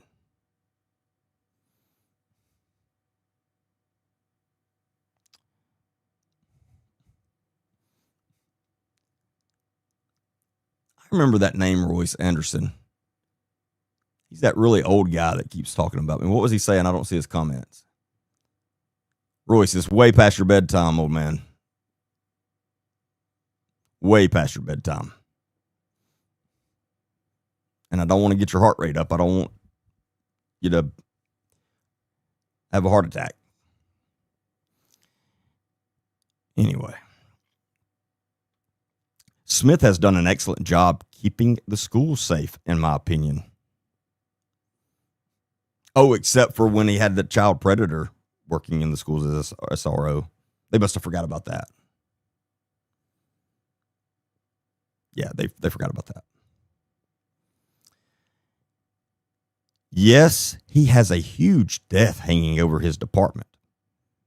However, what people don't seem to understand is that it's an ongoing investigation. And legally, he can't talk about it. He does talk about it. He says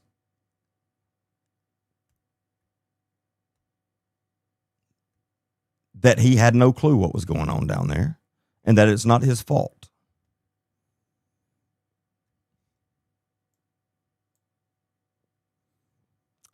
Also, who cares if he can't talk about it?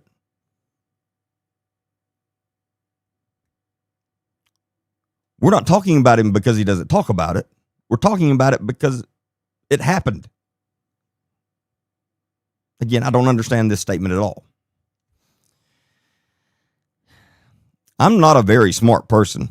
That's the truest thing this person has said in this entire post. I agree with them on that. You are not. But it's easy for me to understand this, but many don't, due to whatever reasons you want to state. Good God, that's one long, random, crazy run-on sentence that they lost me on that. Politics, ignorance, or just hate. Yes, he has had some other hiring issues, but most of that falls on the Civil Service Board and the lack of support from the county commission, in my opinion, on top of the extremely poor pay scale.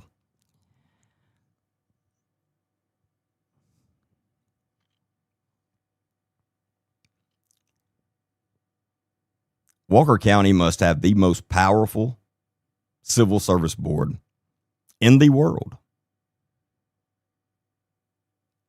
I mean, apparently they're responsible for everything.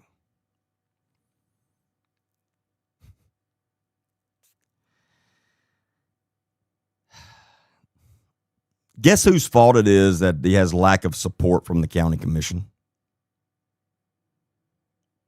His. That is part of being a sheriff, and is a very, very important part of being sheriff. You have to know how to communicate. You have to know how to get people on your side. And that starts, number one priority, the county commission. Any sheriff will tell you that. That is one of the most important parts of your job. Because without their support, your life's going to be hell. So you have to figure out how to get their support. That's literally what you have to do as a sheriff. You ran for the office. If you didn't realize what you were signing up for, then quit. But anyone that knows anything about a sheriff's office knows that is a very, very important thing.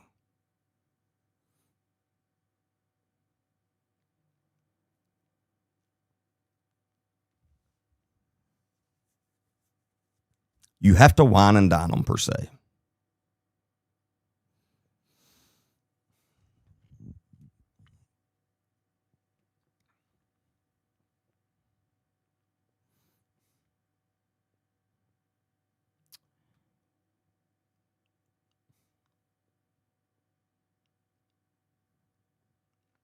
And the other thing that just seems crazy to me, how does his supporters not see that he refuses to take any responsibility for anything?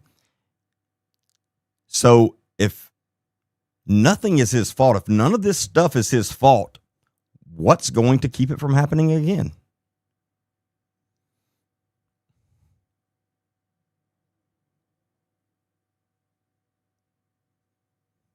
Y'all got to tell me what Royce is saying, because I can't see his comments for some reason.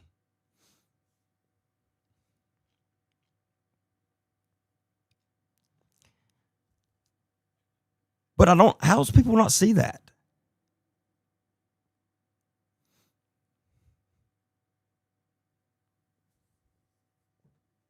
I would like to buy him for what he is worth and sell him for what he thinks he's worth.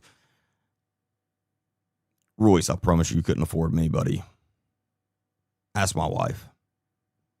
She complains all the time about how expensive it is.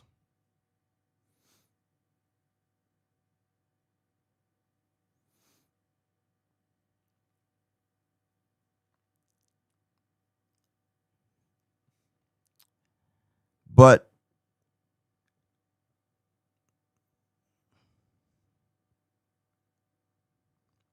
and I don't like old white guys, Royce. If you've ever worked with me, you would know that.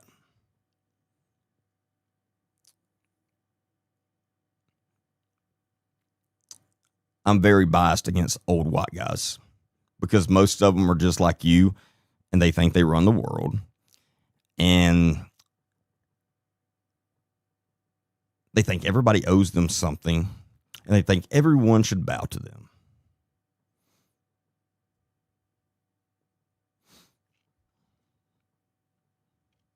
Anyway.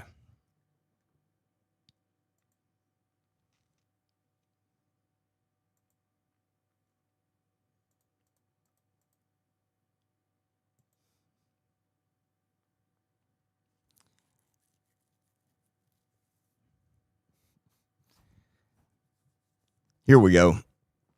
This is a comment under that post from Pauline Bailey. All very true. The only problem now versus all the current administrations is now we have social media, plus all the podcasters that love to keep drama stirred up.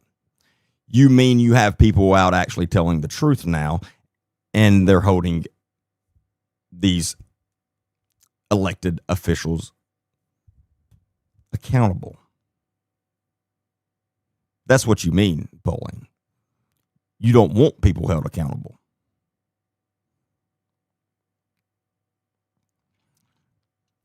I challenge you,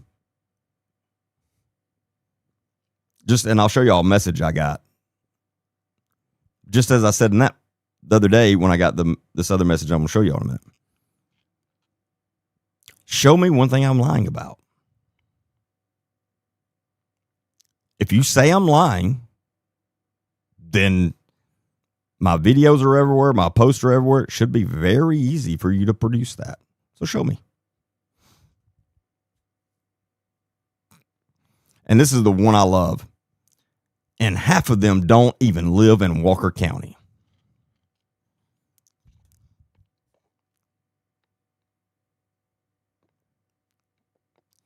Yeah, corruption doesn't have borders.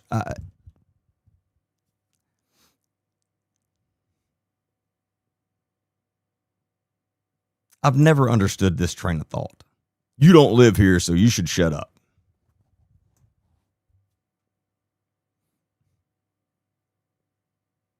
So that means you, the people saying this, so it includes Wendy, you never talk about anything outside of Walker County. You don't talk about anything else in the world. Because apparently, according to you, it's just none of your business.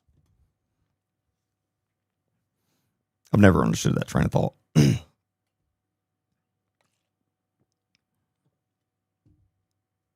Pauline loved that post so much she wants to share it.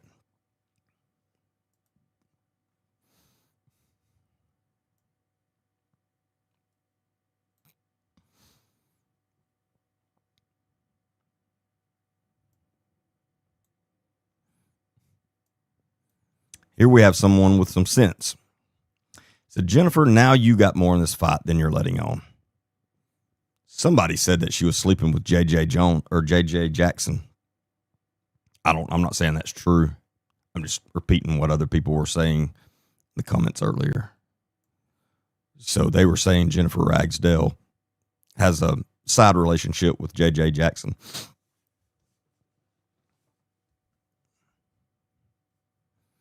Just get Nick to explain how all that went on in his jail without him knowing anything, and the majority of the sheriffs under him were indicted. How are you a leader and don't know that shit happened? I don't even want to get to the part you're close to. Sounds like he's calling her out too for that little side relationship.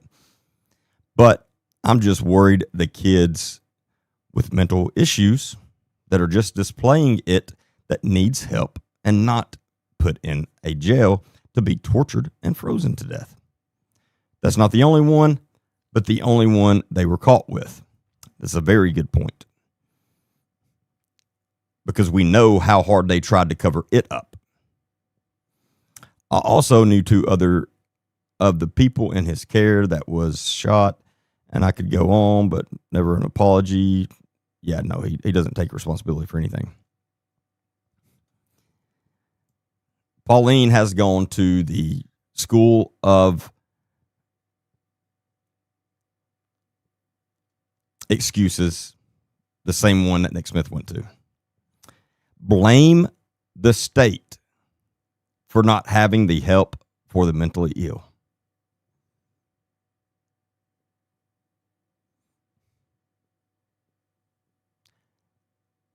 So we're supposed to blame the state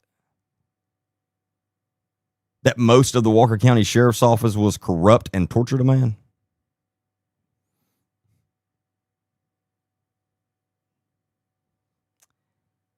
So we're supposed to blame the state, but not the sheriff himself.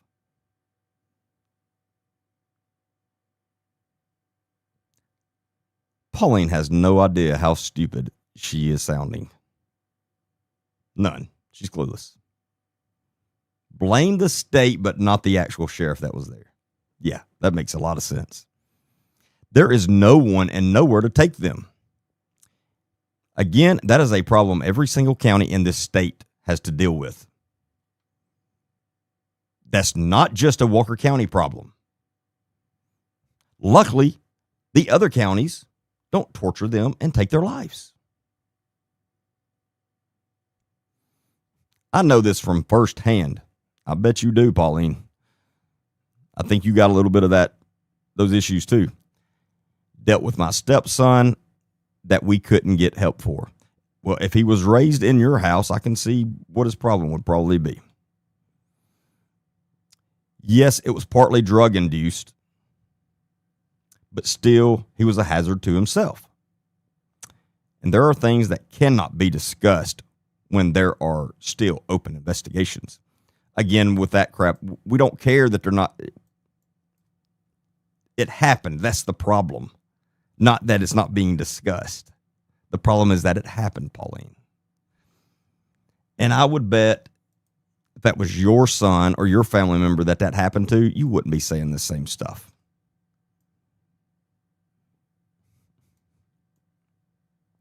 Blame the state.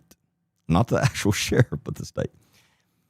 Oh, and then here's Jennifer, JJ's girlfriend. Allegedly, JJ's side girlfriend. Allegedly, JJ has a girlfriend and a wife on the side. Allegedly. Very surprising to me that he has any woman wanting him, but I guess he's got that game.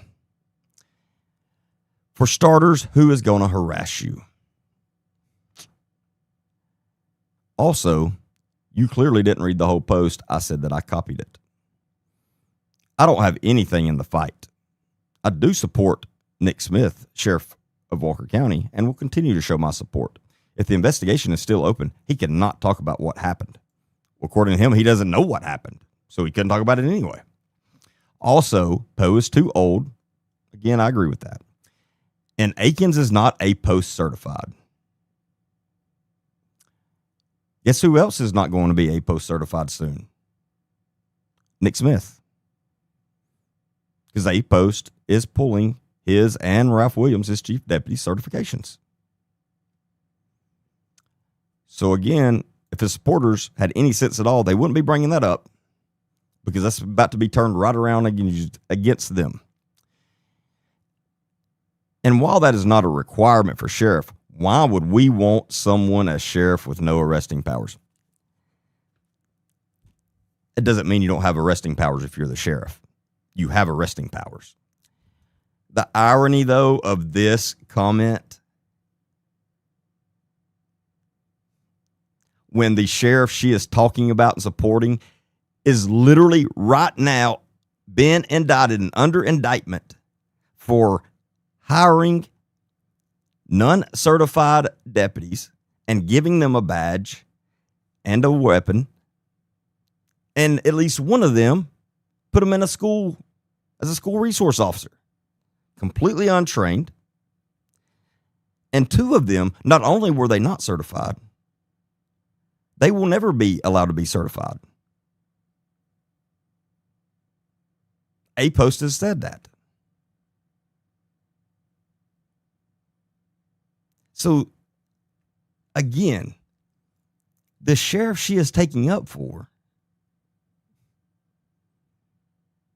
why would we want someone as sheriff with no arresting powers? First off, that's not true. He would have arresting powers.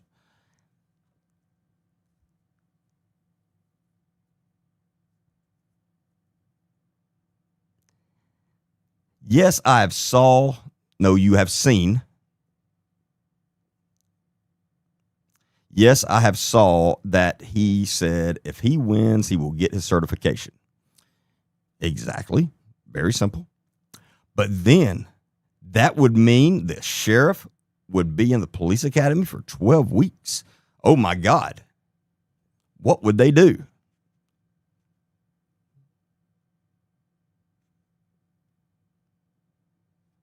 A lot better than the sheriff they actually have there, because even though Nick Smith is allegedly at work, according to him, he knows nothing that goes on. Nothing.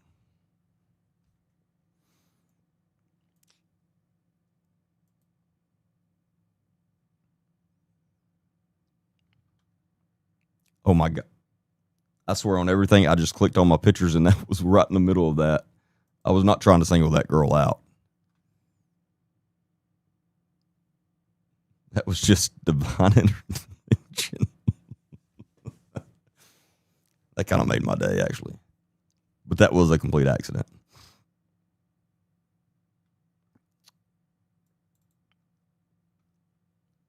Oh, here we go. Let me see.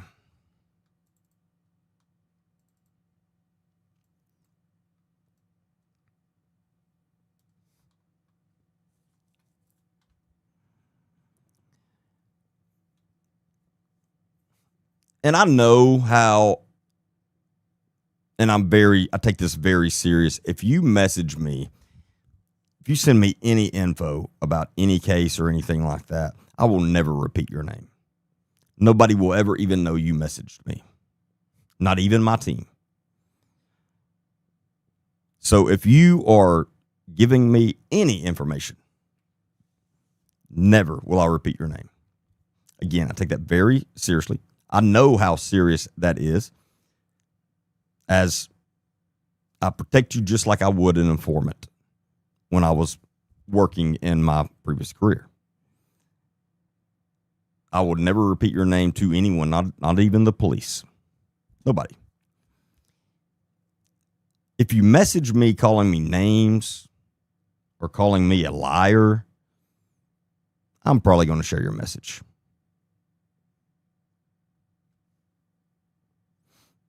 Just FYI.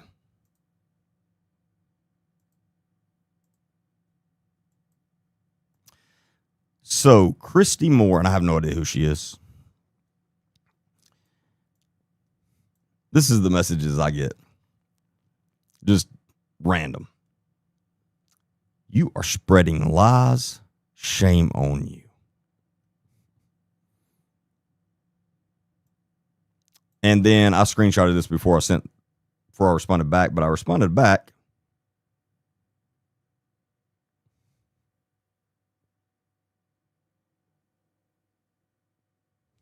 Hold on.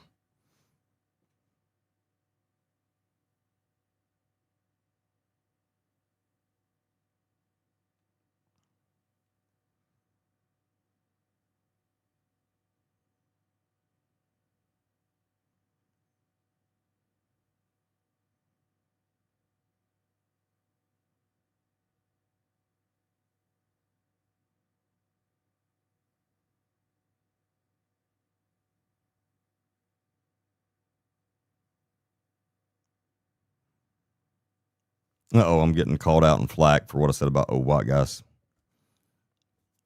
You never have to think what I'm thinking. You never have to guess what I'm thinking. I'm very open. I'm not perfect. But anyway, I responded back. You see. Would you please tell me what I've lied about? That's all I responded back. And crickets. Never responded back. But Christy must have a really good life. She must have a very exciting life that she takes the time to send this message and then never respond back when I ask her to explain herself. Don't just say I'm lying. Tell me what I'm lying about. Because guess what? Some people in the past have said that, and they showed me, and I realized that I was mistaken and had made a mistake. And then I correct that. You've all heard me.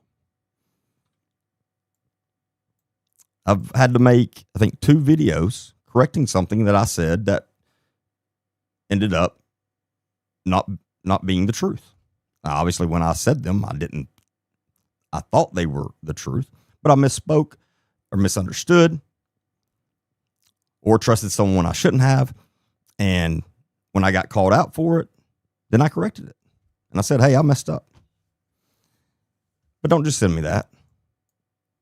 If you truly think I'm lying about something, send me what you think I'm lying about so I can see. I'm not perfect.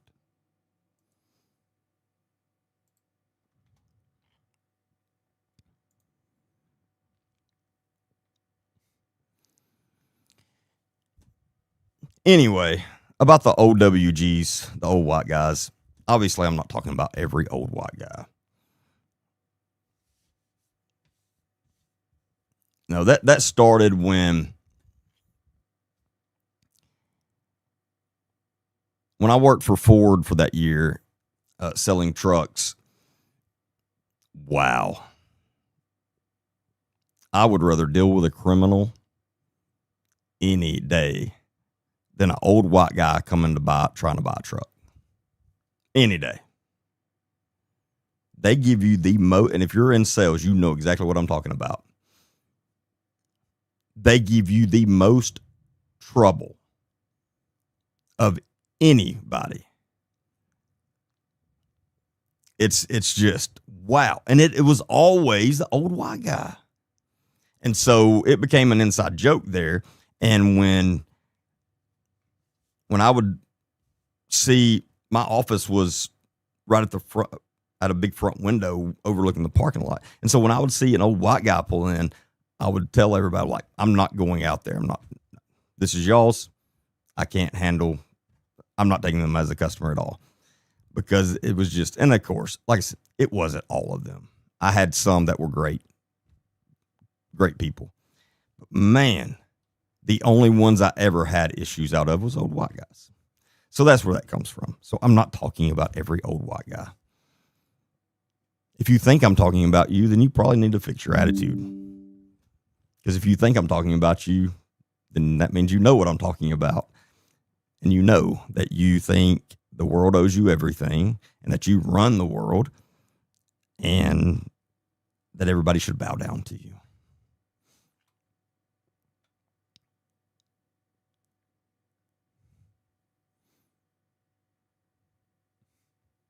Michael said, I identify as an old OWG at 65 years old. Life is good. But no, obviously, I'm not talking about every single one of them. Obviously, I hope anyway, if God willing, I will be an old white guy one day. But I won't act like those I'm talking about.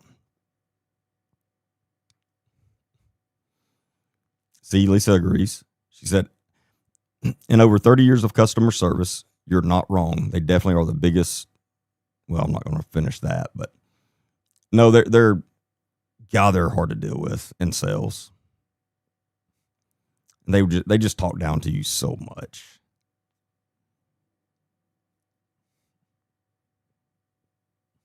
It's like, you're talking down to me, but you come wanting to buy a new truck, but you don't want to pay the price for a new truck. And you want to talk to me like I'm nothing when I'm probably making, at that time, probably 5 times more than what they were making. Because if you ever do want to make a crap ton of money, go sell Ford trucks.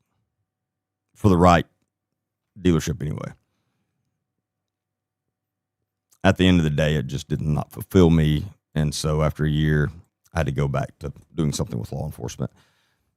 But you can, I mean, in all seriousness, if you ever just need a job to make a lot of money and you know how to talk to people, wow, it's pretty crazy how much money you can make. Just watch out for those OWGs.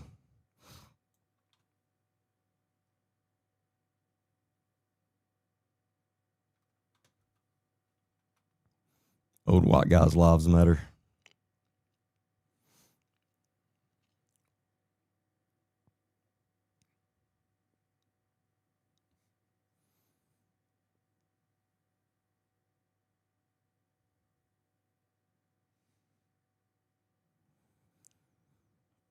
Yeah, Sydney is right on the academy in Alabama. Now, some states you can go to uh, without being hired, but in Alabama, you have to be hired at a law enforcement agency, and they send you. You can't just go on your own.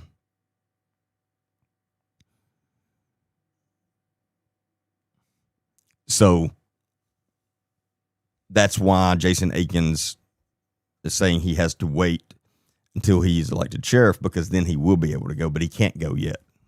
It's just not allowed. You have to be an employed law enforcement officer.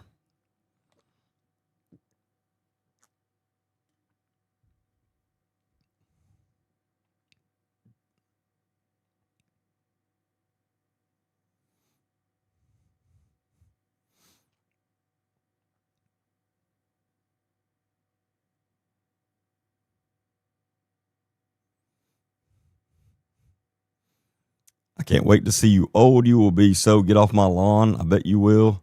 I'm already like that. No, I'm just kidding. I hope I'm not like that.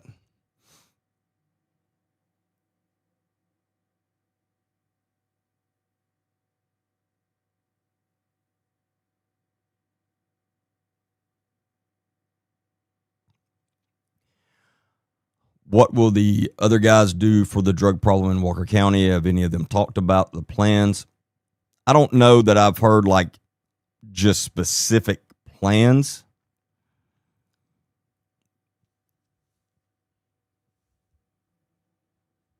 I'm trying to think in the debate. I don't think either one of them like talked about like, yes, no, I take that back. No. Oh, I hope I don't get this wrong. One of them, I think it was J.C. Poe. It may have been both. Don't quote me on which one said it. I think it was J.C. Poe. But it was. In fact, I remember now. No, he wants to start a county narcotics unit, which that is a great idea. That's what should happen. But he wants to start a county, like a metro narcotics unit, and that be their full-time job, those agents, and that's what you need. You can't have a narcotics unit with 2 people. You can't. That's impossible. You need at least 5 or 6, but obviously in a perfect world, a lot more than that. But you need at least 5 to 6 agents full-time. That way they can actually go out and set surveillance and do buys and run search warrants and all this stuff. But a county-wide narcotics unit is exactly what they need, because that way Walker County Sheriff's Office is not having to just use their manpower. I mean, it's like the narcotics unit I was in for years was the West Alabama Narcotics Task Force, and we were comprised of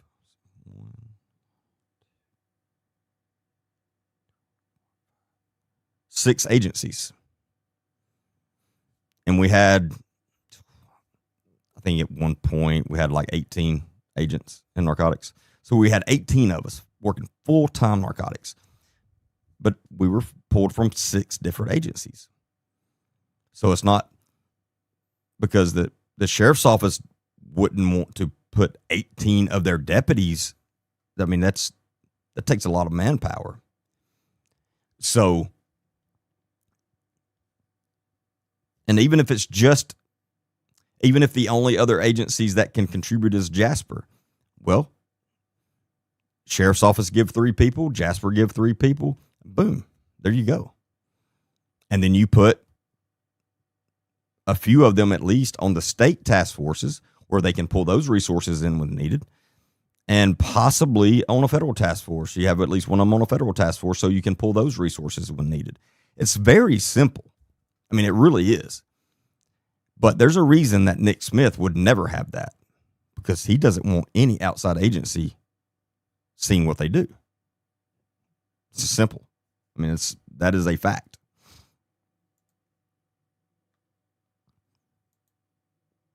But no, I think that's a great idea. And I was very impressed with that answer.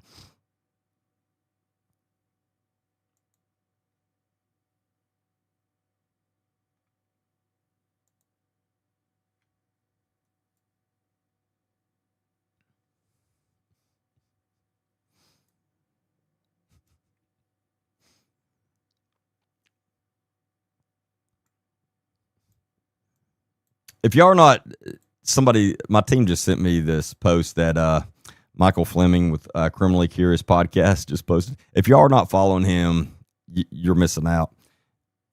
Here, let me pull this post up. But you need to follow him first off.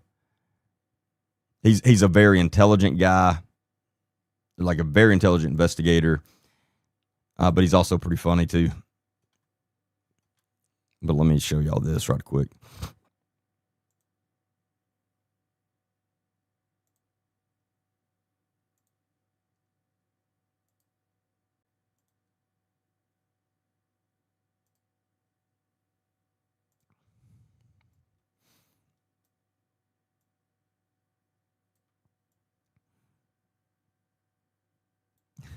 Hold on, let me.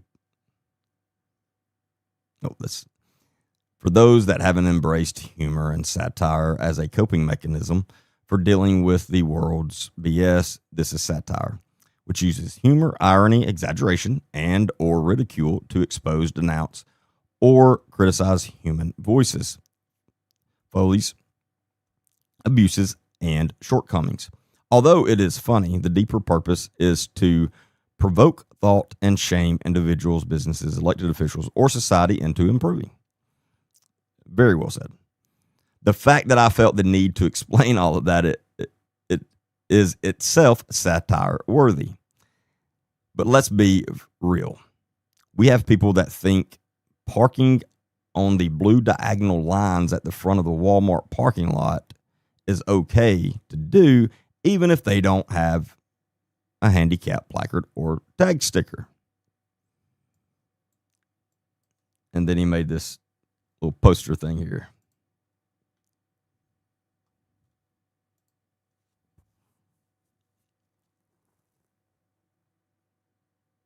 Keeping mortar dark and evil so good never stands a chance. As he said, I know this satire, but wow, that's pretty accurate. That is pretty accurate.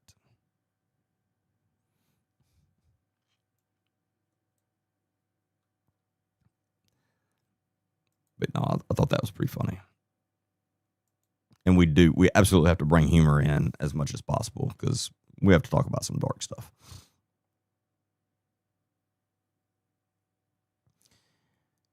Interagency relations are what gets the job done when added help is needed. Absolutely.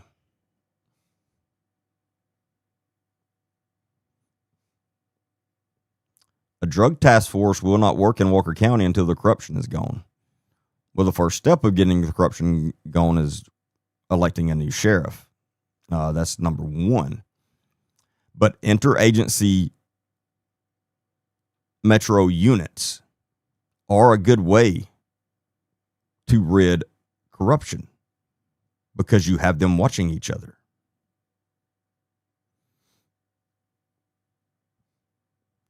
So here's what happens in those units.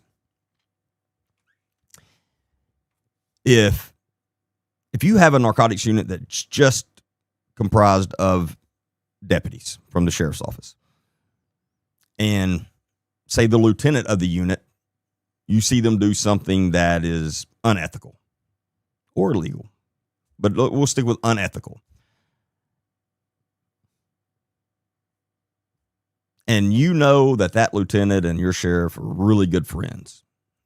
And they were in each other's weddings. I mean, they are close friends. Are you going to feel comfortable going to your sheriff and saying, hey, he did this? No, you're not. But if you work for the police department and half of the agents in your unit are deputies, and that lieutenant with the sheriff's office, that's the lieutenant of your unit, does something unethical, you absolutely have no problem going to your boss, the police chief, and saying, hey, this lieutenant was doing this. And then that way you're out of that, but you've done what you're supposed to do. And then your police chief calls the sheriff. And the sheriff has to do something about it then, because he knows it'll look really bad if he doesn't, because the police chief's involved now. So,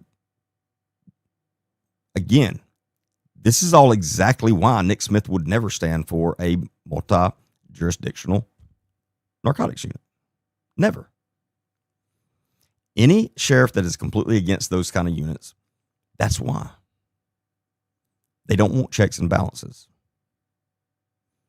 But that is a good way to keep corruption out. A very good way.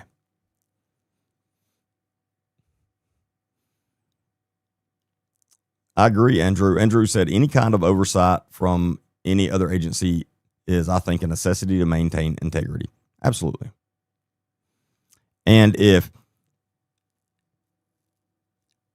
you're a good guy or girl and you're the sheriff or the police chief, then you have no problem with those things. In fact, you welcome it, because you know if something happens in there, there's a lot better chance of you hearing about it versus if it's just your people. Corruption is in more than just the sheriff. It is the judges and attorneys and everywhere. Well, Walker County, the biggest area it is the sheriff and the sheriff's office, which that directly impacts every citizen in that county, versus the other things, most of those don't directly impact the normal citizen. But if you are a law-abiding citizen and never get in trouble, and you have a corrupt sheriff's office, and you don't feel comfortable calling them when you need help, that's a big problem. There are literally hundreds and hundreds, possibly more, but I can attest that I've personally talked with and had messages from hundreds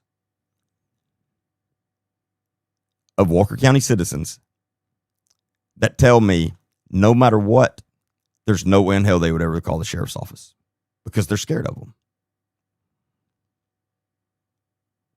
That's a problem. And that's a much bigger problem than a corrupt judge or prosecutor or attorney. Much bigger. I've been in Walker County all my life. The corruption goes back a very long way. No, you're exactly right, and I agree with you.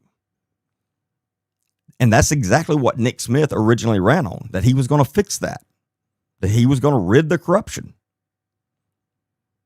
Well, not only did he not get rid of any corruption, he has added to it. Because I'm telling you, I know a lot about Underwood. I was on a task force when he was in office, and I did some work in Walker County at that time. So I know a lot about him. The things he was doing have absolutely nothing on what Nick Smith has done.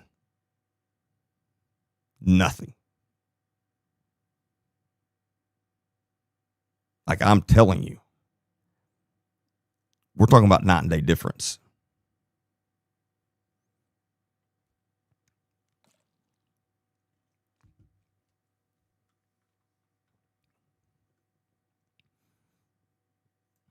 And again, you saying that, well, that's the way it's always been, that's the worst excuse ever. Like literally.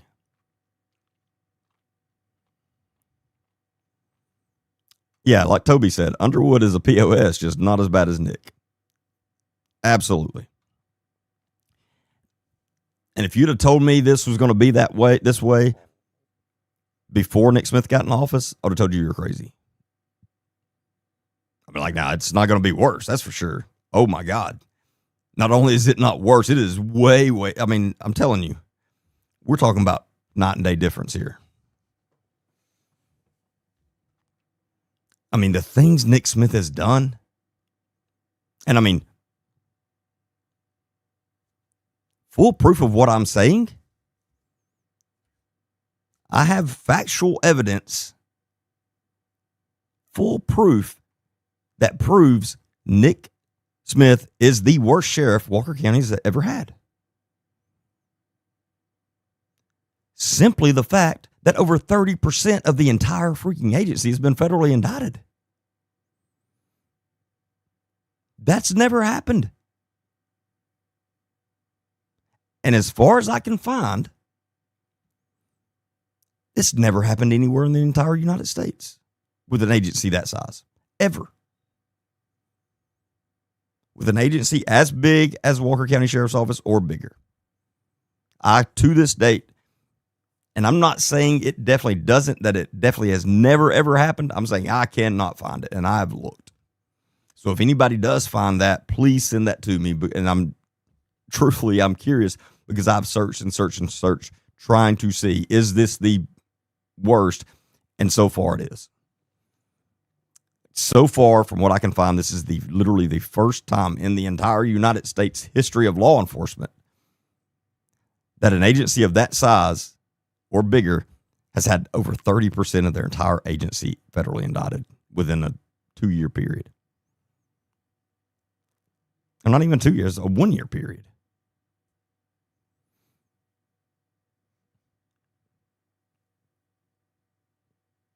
And so the fact that anyone could still support him just because of that blows my mind. And unfortunately, that's not all we have.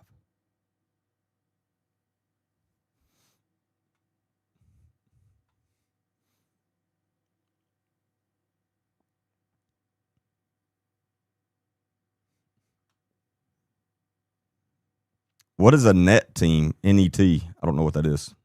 What is that?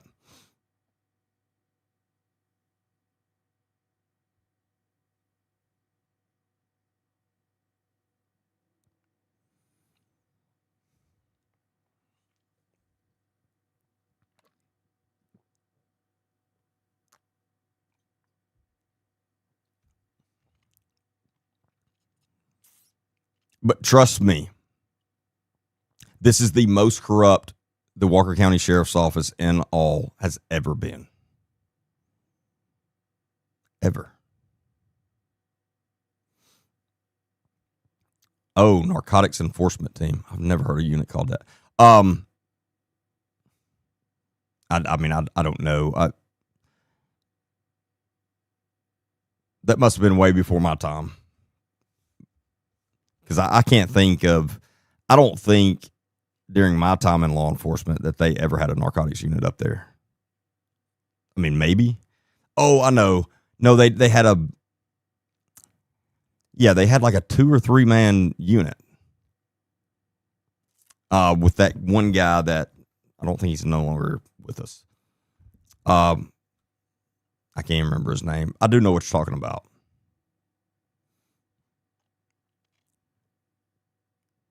But that goes back to my point earlier. You can't have a 2 or 3 man narcotics unit. You can't.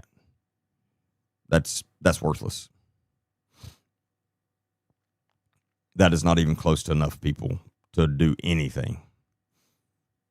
Anything you do with that amount of people is extremely dangerous, and you just can't do it. It's too much liability.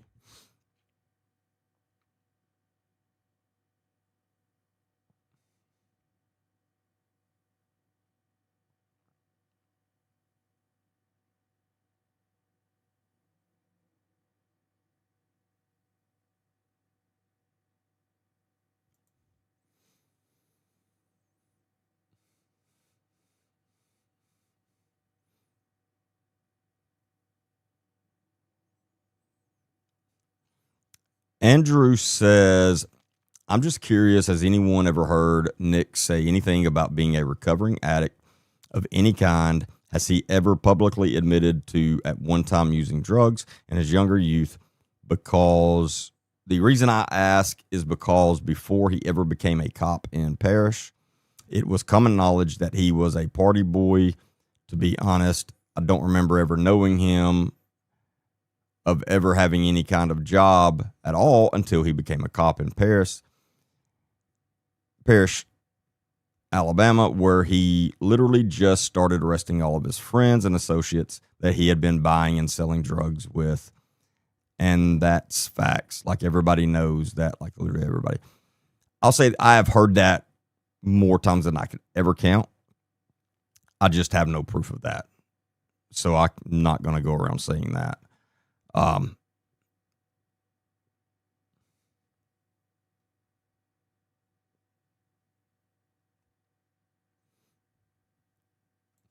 No, there wasn't a 2 or 3 man unit. It was more than just that.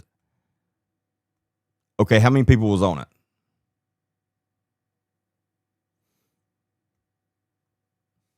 Ralph Williams was a part of it. Adam Hatter's who I was talking about.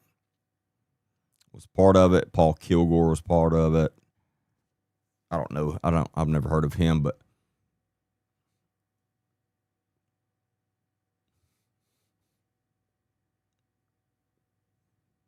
yeah, that's okay. That little whatever you want to call them that it was on the TV show, that was like 3 people.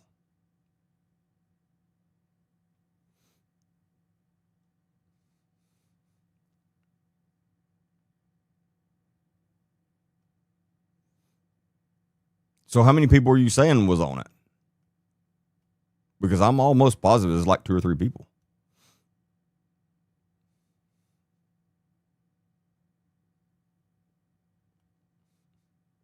No, I completely disagree with you, Monica, on that. Like I said, I personally think the drug task force should be rotating regularly. Having the same ones for a long time compromises them. I mean, it depends on what your definition of long time, but you don't even really know what you're doing in that for the first 2 or 3 years. I mean, it takes at least that long to kind of get a full understanding of how you do that job and all that stuff. Now, if you're talking about, yeah, I will agree. If you're talking about somebody being in it for 15, 20 years, yeah, that's too long.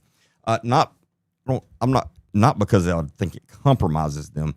It's just they don't have it anymore. You can't, if you're really doing that job the way you should be and you're being successful at it, you literally cannot mentally or physically handle being in that type of unit for 15 or 20 years.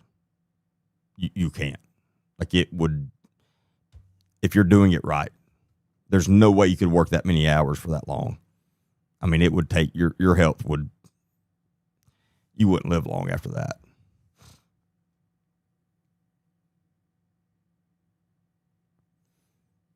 But if you're talking about like every 2 or 3 years, and again, I'm not saying that's what you're talking about, then no, that's crazy.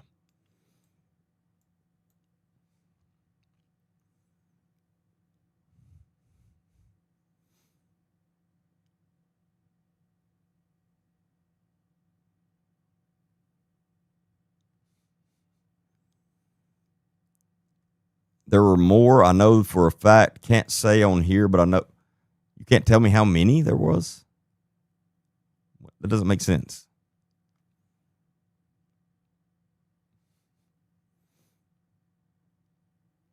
I'm telling you, the TV show you are talking about, I'm telling you, there wasn't many. Because I specifically remember us making fun of one of the episodes we were watching because he was trying to run a search warrant and he was literally on the phone calling pretty much every police officer in the county saying, hey, can you come help me run a search warrant? Hey, can you come help me? Like, they didn't have enough people in the unit to even run a search warrant. I'm telling you, because we watched that so many times in our office in narcotics, making fun of it. It was like, Jesus Christ, like, these people were crazy.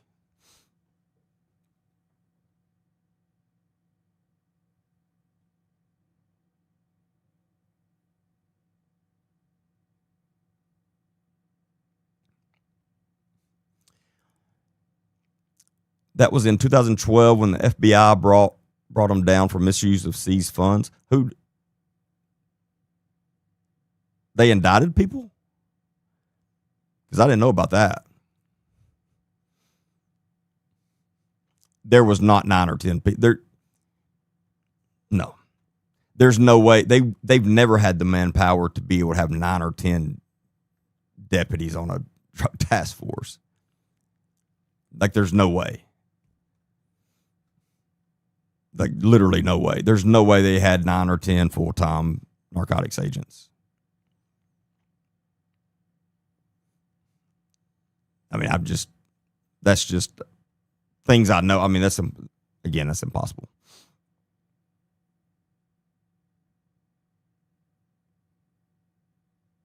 Especially back then. I mean, they didn't have a lot of deputies. I mean, still don't have a lot of deputies, but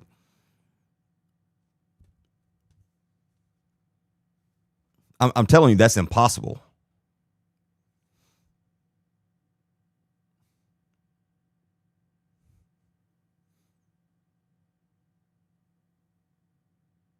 Like, that would have been half of their patrol. I mean, that would have been half of their sworn deputies at that time, close to it. There's no way they had the manpower for that.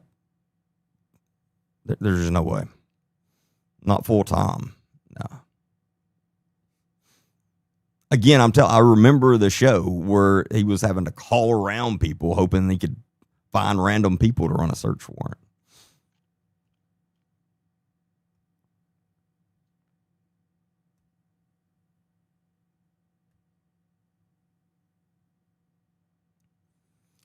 So who got indicted back then?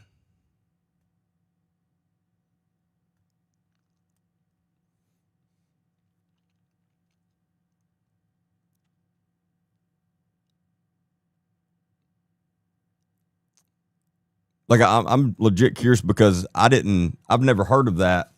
So, I mean, I'm definitely not saying they didn't. Don't get me wrong. I'm just saying nobody's ever told me that before.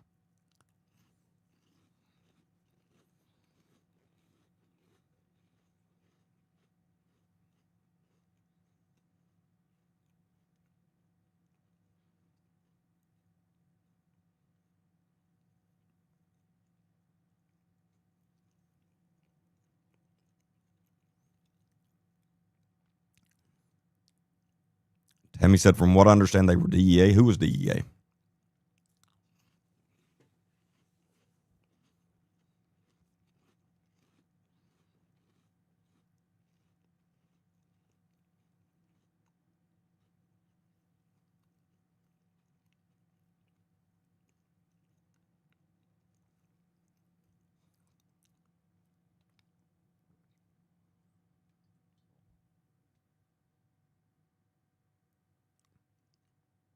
But do you know who got indicted? I'm curious of who was federally indicted back over that, because I didn't know anybody was. Again, I'm not saying they weren't. Nobody's ever told me that.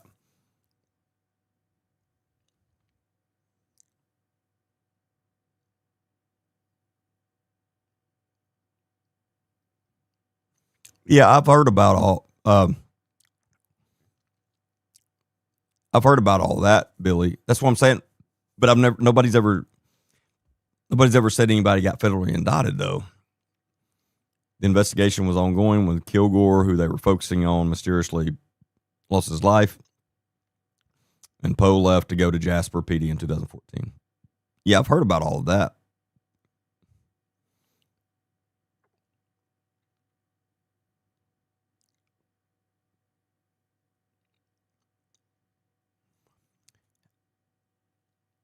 Oh, now that you say that, I do think I've talked about that with someone as far as the Paul Kilgore guy getting indicted, possibly. I'm telling you, there's so much there. I mean, I literally can't remember all of it. I mean, not even close.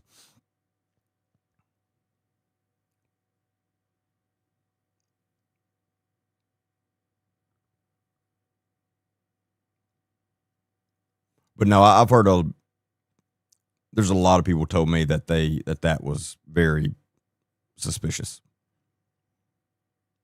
And I don't think anybody thinks he actually took his own life.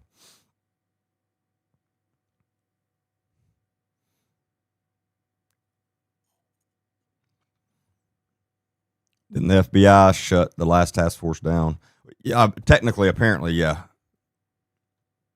I mean, that's what That's what they're saying over on the other platform. I keep on forgetting to put my thing up.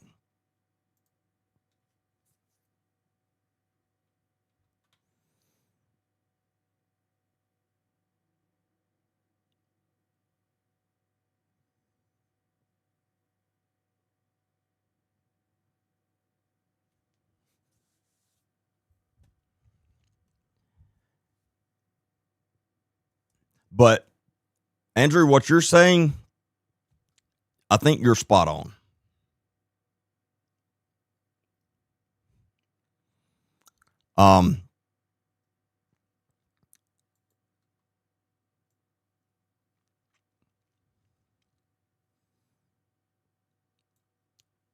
Hold on, this is what I said I was going to get back to earlier, since we're on kind of talking about this. I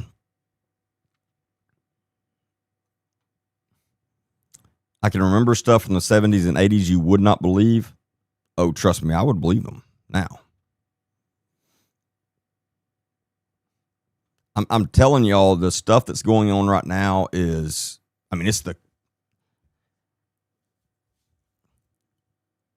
I have these long talks with a few of my previous mentors in law enforcement. I'm talking about guys that were in law enforcement 30 years, very successful, very high ranking. And when I tell them some of the stuff that we now know, they say the same thing I am. They're like, there's no way. Like, there's just no way that's really happening like that. I mean, nobody can believe it.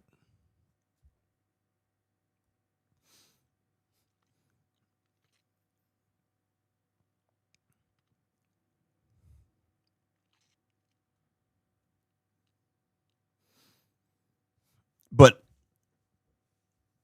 and again, make sure you check out the full podcast I put out that I'm releasing tomorrow on Joey Vick, the Walker County Coroner. And I talk about Nick Smith in there, but I go into really great detail about all of that. And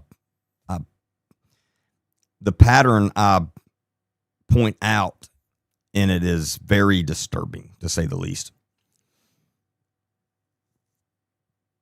But this is what I'm talking about. With the Joey Vick, who is, like I said, that's the current coroner for Walker County. This man may be the most evil person in Walker County by far.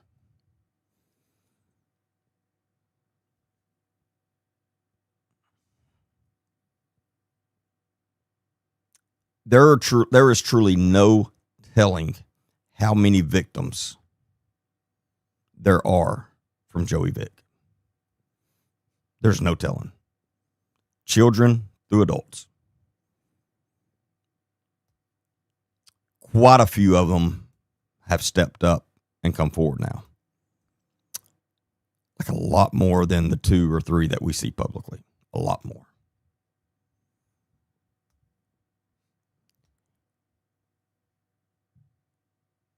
The more I kept digging into Joey Vick,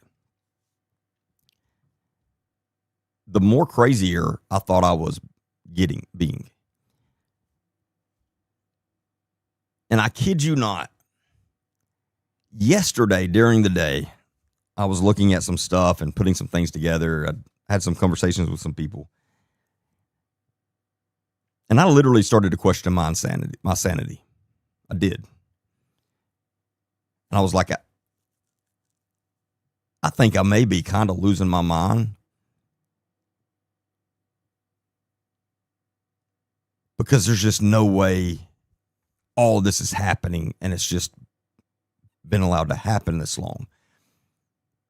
And so I started questioning, I mean that seriously, I started questioning my sanity of, am I making some of this up in my head? Or am I really seeing this stuff?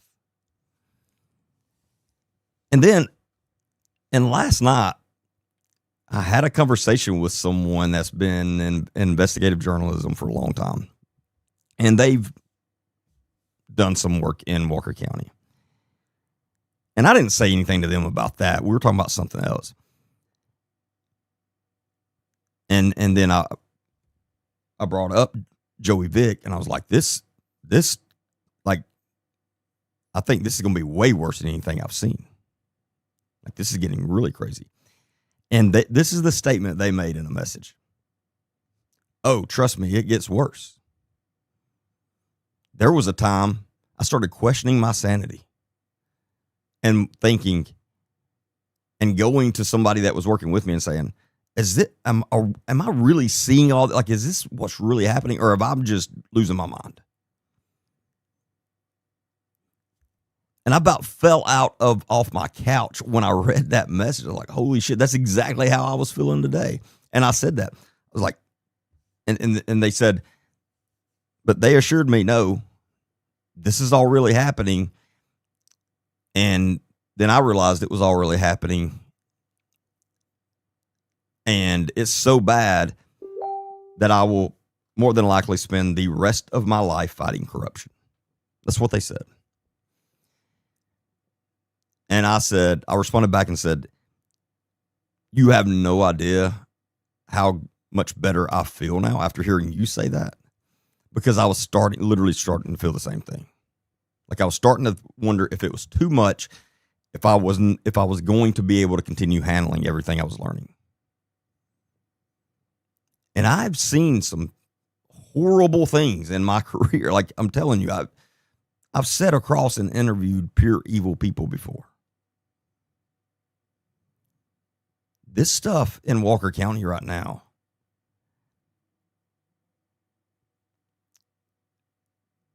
Hollywood could never dream up a movie this bad. Literally, they couldn't.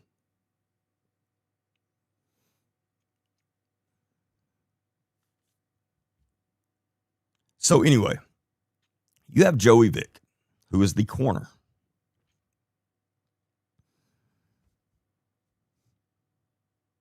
One of his victims spoke out publicly in 2025. And I showed that Facebook post that she made back then on the live the other night. And it's in the podcast that I'm releasing tomorrow. So make sure you check it out. But she made this post about a year ago. And publicly, for the first time, coming out publicly, how she was a victim of Joey Vick's when she was a child. And that she was 13 years old when she lost her father. And Joey Vick was her preacher. And he immediately went to her right after she had just lost her father. She's grieving. She's having a really tough time. He goes to her and he says, you're going to need a father figure in your life now. And I'm going to be that man. And so he swooped right in. And then he immediately started grooming her.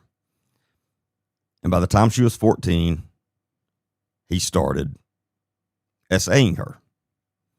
Numerous places, numerous times.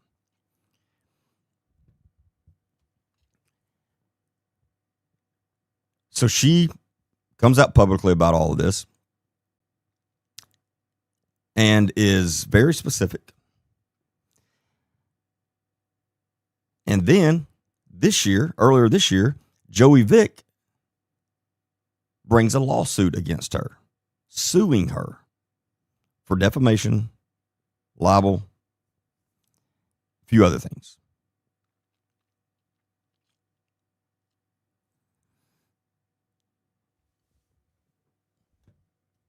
Now, in the past 2 weeks, she has now filed a countersuit against him for essaying her when she was a minor and quite a few other stuff. But Vic, in that lawsuit, he's suing her. He's suing the Church of God. and at least one of the church leaders there. And in Ivy Trotter, who is the victim I'm talking about that made the post public and is now suing Vic, countersuing Vic, she says, no, everything I said is absolutely true. And she talks about how she has talked to numerous other victims. And that's the reason that she came out publicly when she did, because she found out he was still getting new victims. And she was like, she's 23 then. She was 23 then. So she decided, I got to speak out publicly because people have to know what he's doing before he hurts more people and children, for sure. So again, at this point, there's been a lot of victims coming forward. And we played a video the other night, and again, I play this on the podcast, from Brandy, who, and now she has come out and said that she's one of his victims. And she says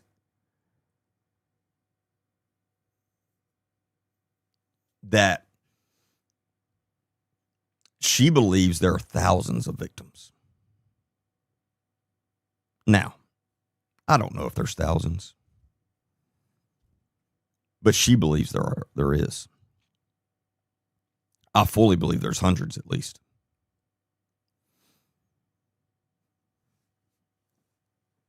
So I'm learning about all of this. And then we know, and I'll pull this up because I got it right here. As soon as Joey Vick filed the suit against his victim,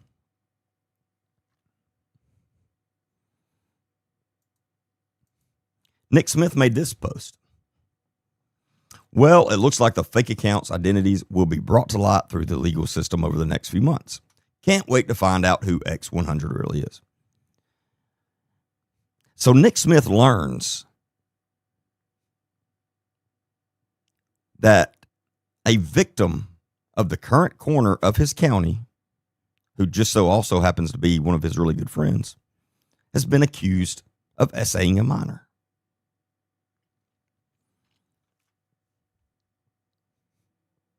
And instead of him saying, you know what, maybe we should investigate this, because if our county coroner is a child predator, we need to know. But no, that's not what Nick Smith did. He still, as of yet, they haven't investigated this at all. And you know what Nick Smith's excuse is? Well, she's never come up here and filed a report. No shit. Because she's scared of you. Plus, again, the fact that you're not worried that there may be a child predator loose in your county who just so happens to be an elected official, the coroner of all things, that's what you should be worried about. You don't have to have her come up and file a report for you to start investigating him.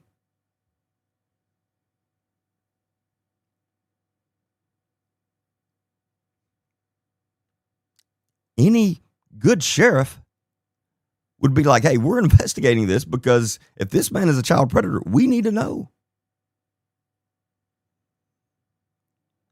But again, that's not what Nick Smith's worried about. He's happy that Vic sued the victim because now there's a chance that Nick Smith may be able to find out who's behind some fake social media profiles. That is as crazy as it sounds. And again, here's the proof. Nick Smith posted this. Now, he didn't post it for long. He took it down pretty quick, but not before it was screenshotted. So now we have it forever. But he took it down pretty quick because I'm guessing more than likely somebody in his corner said, probably should take that down. It's not a good look.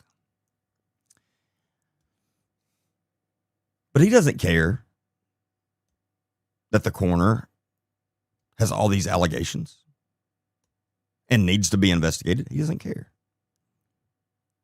He's worried about finding out who's behind some fake social media profiles.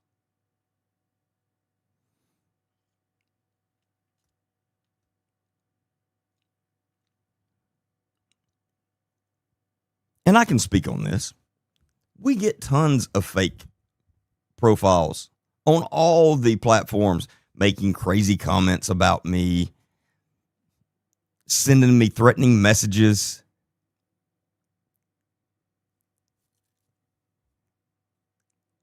I have never in my life wasted 1 minute trying to find out who's behind them because I could not care less. We delete them and we move on.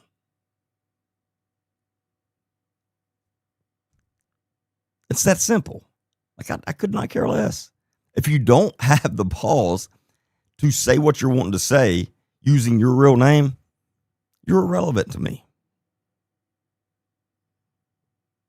But Nick Smith is so worried about it and so happy that he may be able to find out who's behind some fake social media profiles that he makes this post.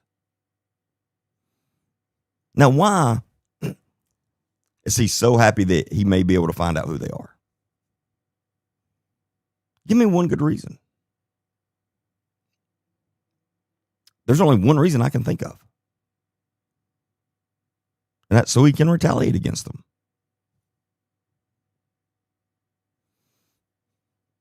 Anybody disagree with that? I mean, that's got to be it. Which also proves Ivy Trotter's point of, I'm not going to go to the sheriff's office.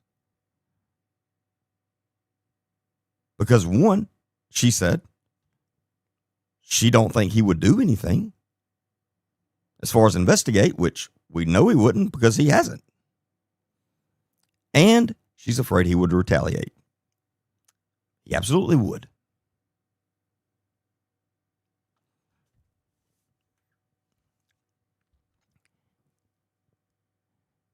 Then, and part of Brandy's video, she made one of the most disturbing statements when she was talking about a statement that Vic said to her.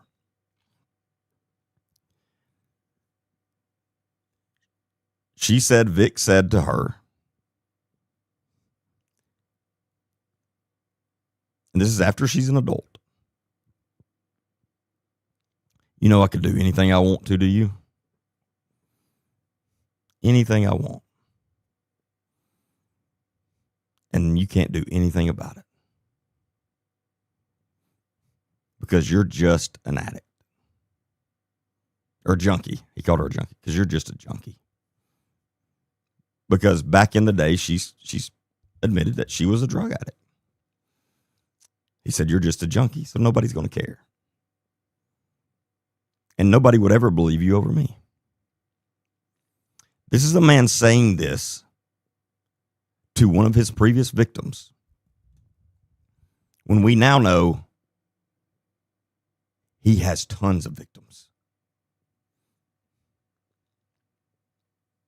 Of course he has tons of victims, because he's never gotten in trouble. He's gotten away with it for years. And every time these predators get away with it, it gives them more confidence. And after they've gotten away with it 10 times, nothing's going to stop them because they feel unstoppable. And by him making that statement to Brandy, that's full proof that he feels unstoppable. But that statement, the reason it's the most disturbing thing I've heard in reference to Vic's cases is when I heard her say that, it immediately clicked of, wow.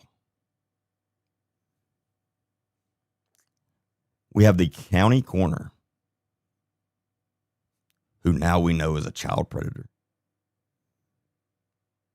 And a lot of his victims have been adults too. There's one that came out that was an adult, and she was seeing him for marriage counseling because he was their minister. And he SA'd her in his coroner's office while he was giving her marriage counseling.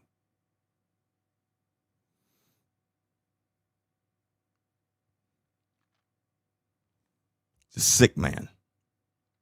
No, not a man. I'm never calling him a man again. He's sick.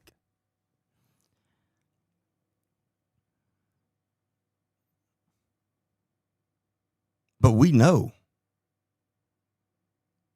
that's exactly how they treat them in Walker County. Most of the unsolved missing persons cases were either current drug users or previous drug users. Almost all of them. Most of the unsolved unalivings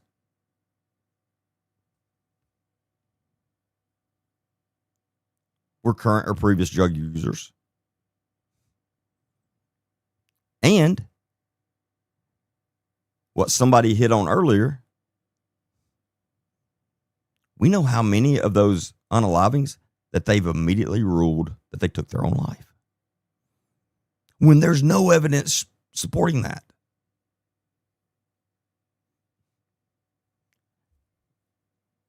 And guess who the two people are that are determining the cause of these people losing their life? Nick Smith, the sheriff, and his best friend, Joey Vick. And that's the man that determines how you lost your life, is telling one of his previous victims, I can do anything I want to you, and nobody will stop me, and nobody will ever believe you, and nobody will care because you're a junkie.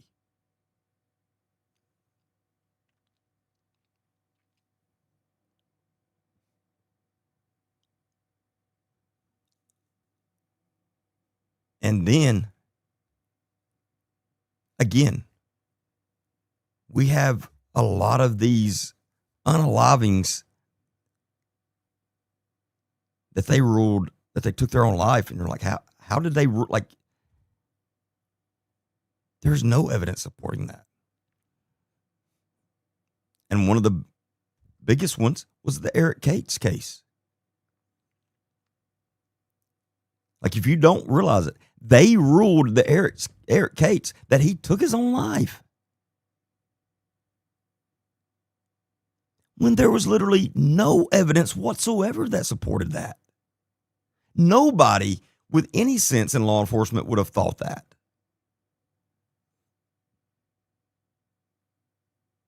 Luckily, Eric's mother is an amazing person and knew that's not what happened. And she fought, and did everything she could. And thankfully got the state attorney general's office to come in and investigate it. And now they have 4 people arrested for that crime. I think it's 4, at least 4, I think 3 or 4. And that's only because his mother refused to accept the answer she knew wasn't true.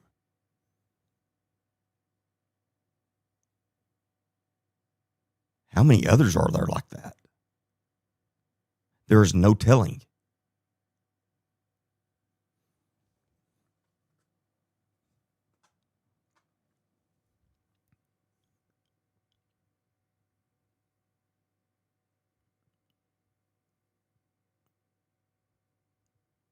The more I dig into this,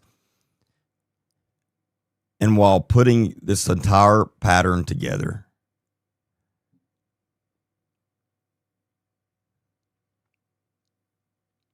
I've discovered something that's the most troubling thing I've discovered.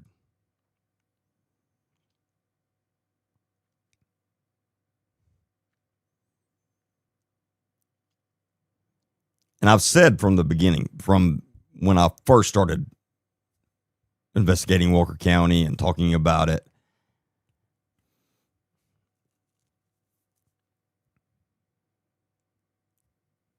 that I would bet almost anything that there is a serial, I can't say the other word because TikTok kicked me off, but you know what I'm saying. There is a serial unaliver in that county. I've been saying that. And I truly believe that.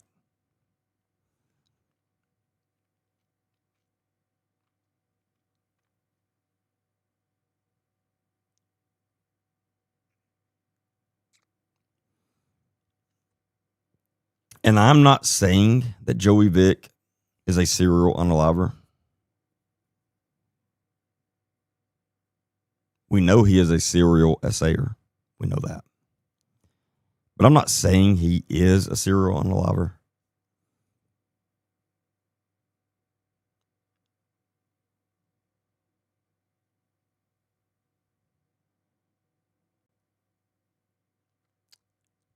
But damn, it would make a lot of sense if he is.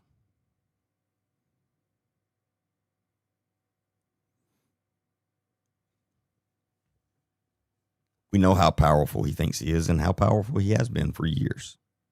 We know how untouchable he thinks he is because he has been untouchable for years. We know he's best friends with the sheriff.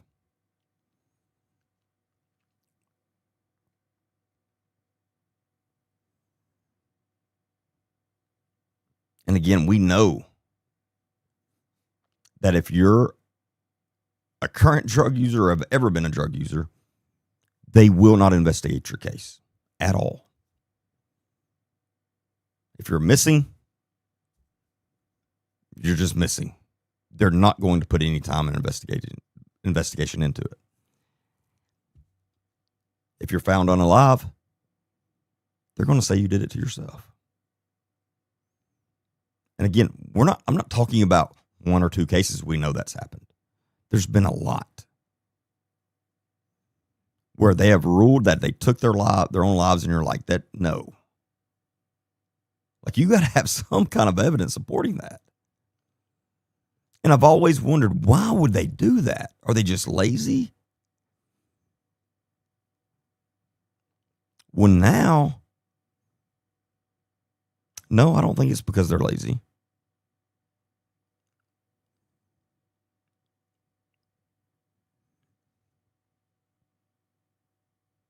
What better person would it be if not the coroner himself? He knows that none of the law enforcement in that county care anything about drug users. They don't even look at them as people.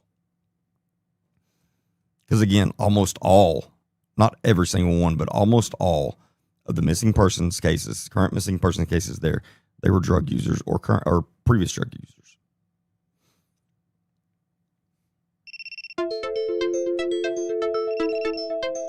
And again, no matter what they say, we have proof. They just don't investigate them. We know how many people have lost their lives there under suspicious circumstances that they just ruled they took their own life.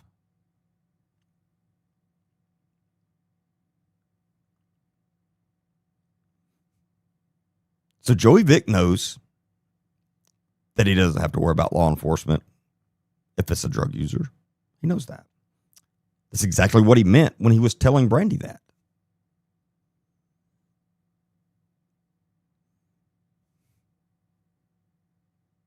So what would stop him from, let's say somebody was one of his victims and they threatened to tell on him? or just pissed them off something, what would stop him from taking their life and knowing he was 100% going to get away with it? Because guess what? He's going to be the one called out to determine how they lost their life. That man is who we know has numerous victims that he has essayed, from children all the way through adults.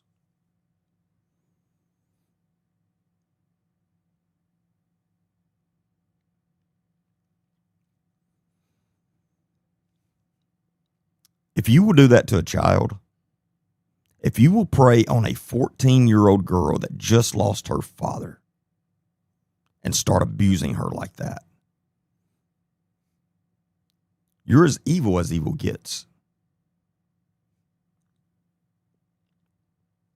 So do I think you would think twice about taking someone's life? No, you wouldn't. You would just do it.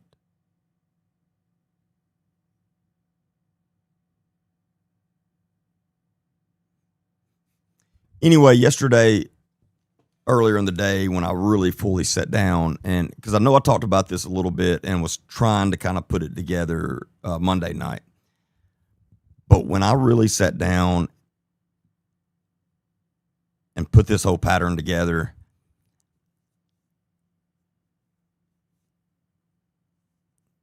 I mean, it bothered me a lot. And that's when I started questioning my own sanity. And or if I could even continue with this, because this is getting so crazy and deep. I'm like, Jesus, like, what in the world is going on there?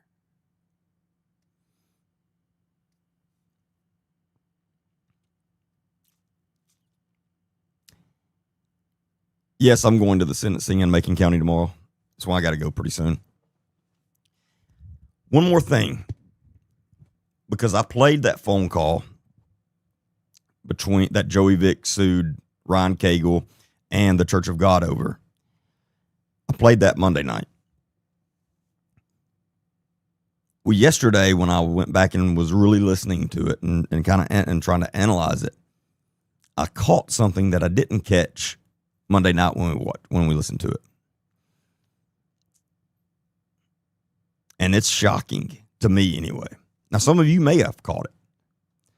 I didn't, but I want to show.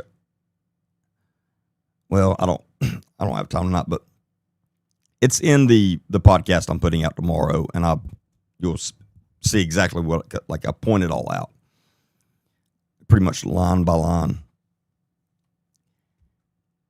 But did y'all realize what that bishop of the Church of God said in that phone call?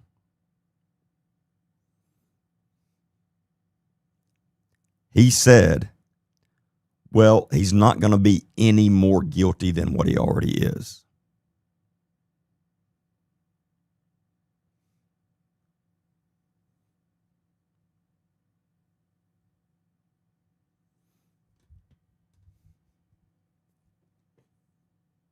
Which means what? That he's guilty of whatever they're talking about.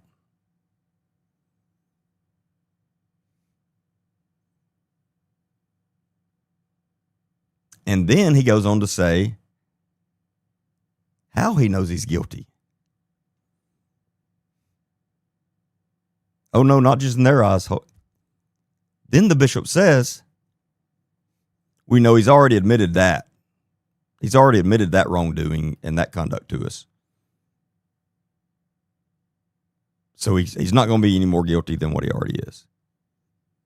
And I didn't catch that the other night. But he clearly says he's not going to be more guilty than he already is, which obviously implies he's guilty. And then he says he already admitted to that conduct. And that's why we're pulling him from never being in a pulpit again.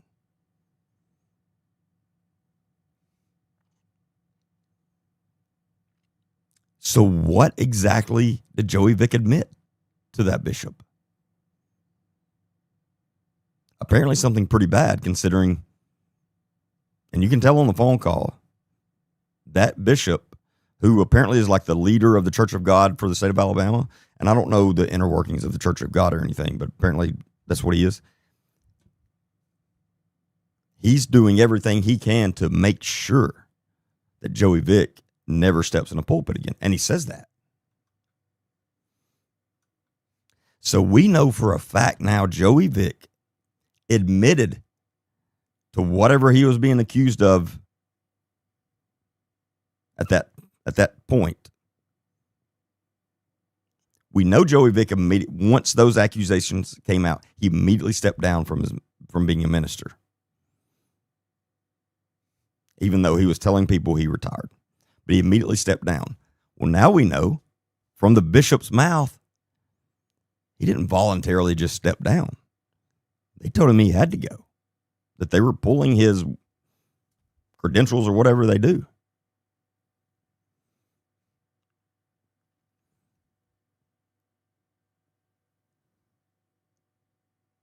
So the bishop says those things. And then, and again, you can listen to the phone call. It said, like, you'll catch it. Again, if you didn't catch it, some of you may have caught it the first time. I didn't. And the bishop keeps saying throughout that phone call, oh, she's not alone. There's a lot more. Or no, I'm sorry. No, there are more. He said, there are more. And he said that numerous times. And then he would say, well, she's definitely not alone. And then the Ryan Cagle said something about, one said that it happened in the coroner's office, and the bishop said, yep, it's not, I've heard that from others. He said, I've heard that from others. And then at one point, he says something about, oh, it's way darker than you know. That's what the bishop says to Ryan Cagle. Oh, this is way darker than you know. So that bishop knows some really bad stuff about Joey Vick. And in that same conversation, he says he's guilty. And he says Joey Vick admitted to it.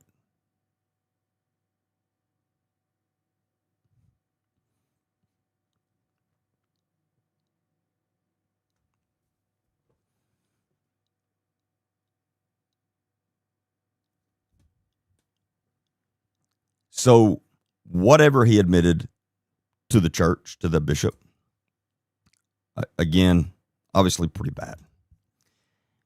So bad that bishop did everything to make sure he would never be in the pulpit again. They don't want anything to do with him. And then you can tell the bishop had talked to multiple victims. And pretty much all of them had saying the same stuff about where the stuff happened and kind of what happened. Then we have Abby Trotter with her post where she's very specific. And then we have Brandy putting out the video where she's very specific. And if you notice in Brandy's video, she has to cut the video off and then come back at least once because she gets so torn up. She starts to cry and then she stopped. You can tell she had to stop the video.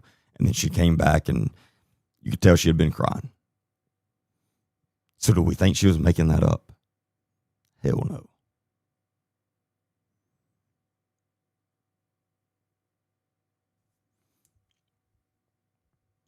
And then we know, again, as far as publicly, we know about the woman that said he assaulted her while she was there getting marriage counseling. In the same office that Brandy said stuff happened to her in, and the same office that Ivy Trotter said the same stuff happened to her in.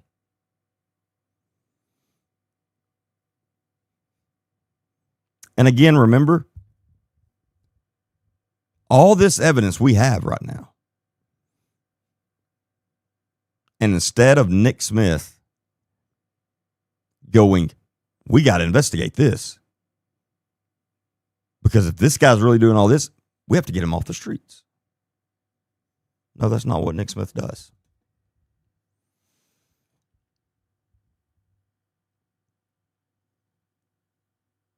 He's happy about Joey Vick suing his victims, trying to silence them and shut them up, and probably hoping that if he sued her and made that public, more victims wouldn't speak out. Well, fortunately for us, that backfired on him. Because all he did is bring a lot more attention to this, and now we all really know what's going on.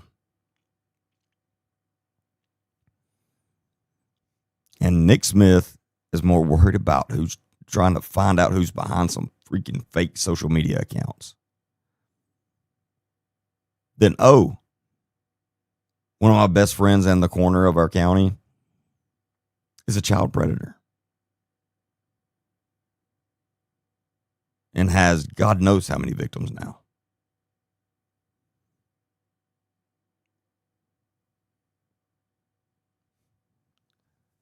I'm telling y'all, it doesn't get worse than Walker County right now.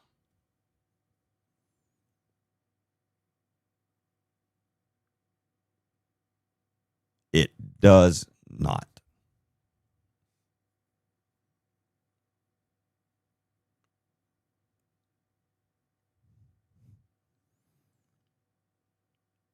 And this is not a movie. This is real life.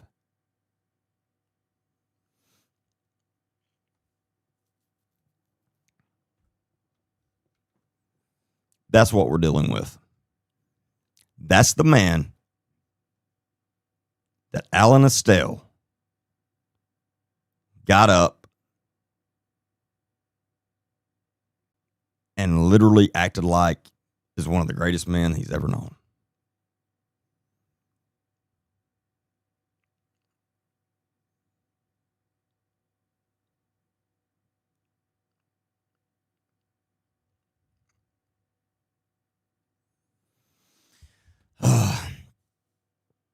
All right.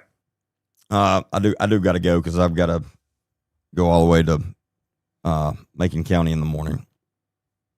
So I got to be there I think it starts at 10, so I got to get up early. But Ibrahim Yazid, the convicted murderer of Anaya Blanchard, his sentencing hearing is tomorrow in Macon County. So please be thinking of her family, of Anaya's family. Her mother, Angela, is just an amazing person. I mean, amazing person.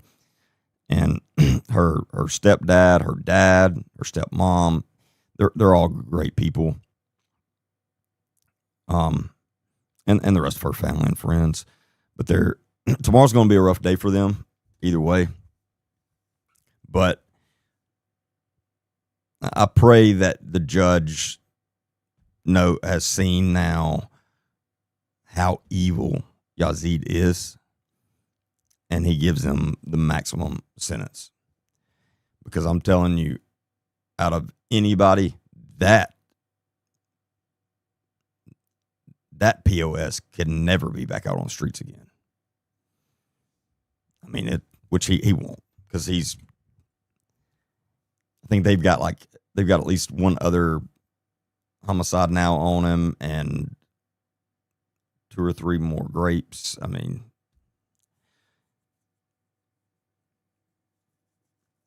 but anyway, y'all be thinking about them tomorrow because it's going to be a rough day for them. And I'll update y'all as soon as we get the sentence because, like I said, I'll be there, so I'll keep y'all updated. But I appreciate all of you being on here tonight. And I want to head on out because it's late and I've almost lost my voice tonight. But I appreciate all of you. I really do. I can't thank you all enough for all of your support, for watching, sharing my stuff. And again, make sure you check out the short that I posted earlier today. It's a small piece of the full podcast that's coming out tomorrow on Joey Vick and Nick Smith. And then make sure you check out the full podcast tomorrow. And it'll go live about 4 p.m. So you'll make sure to check that out. Welcome to Truth Recon. I'm Agent D. Baker, former narcotics detective, SWAT team member, and U.S. Navy combat veteran. With years of real-world experience in high-stakes environments, I've seen firsthand the dangers that lurk both in our communities and now increasingly online. Before this show begins, understand this. What you are about to hear may be disturbing to some audiences. This podcast contains explicit language, dark themes, and real conversations that are not suitable for children and may be triggering for some individuals. If you choose to continue, do so knowing this content is intended for mature audiences only. Discretion is advised.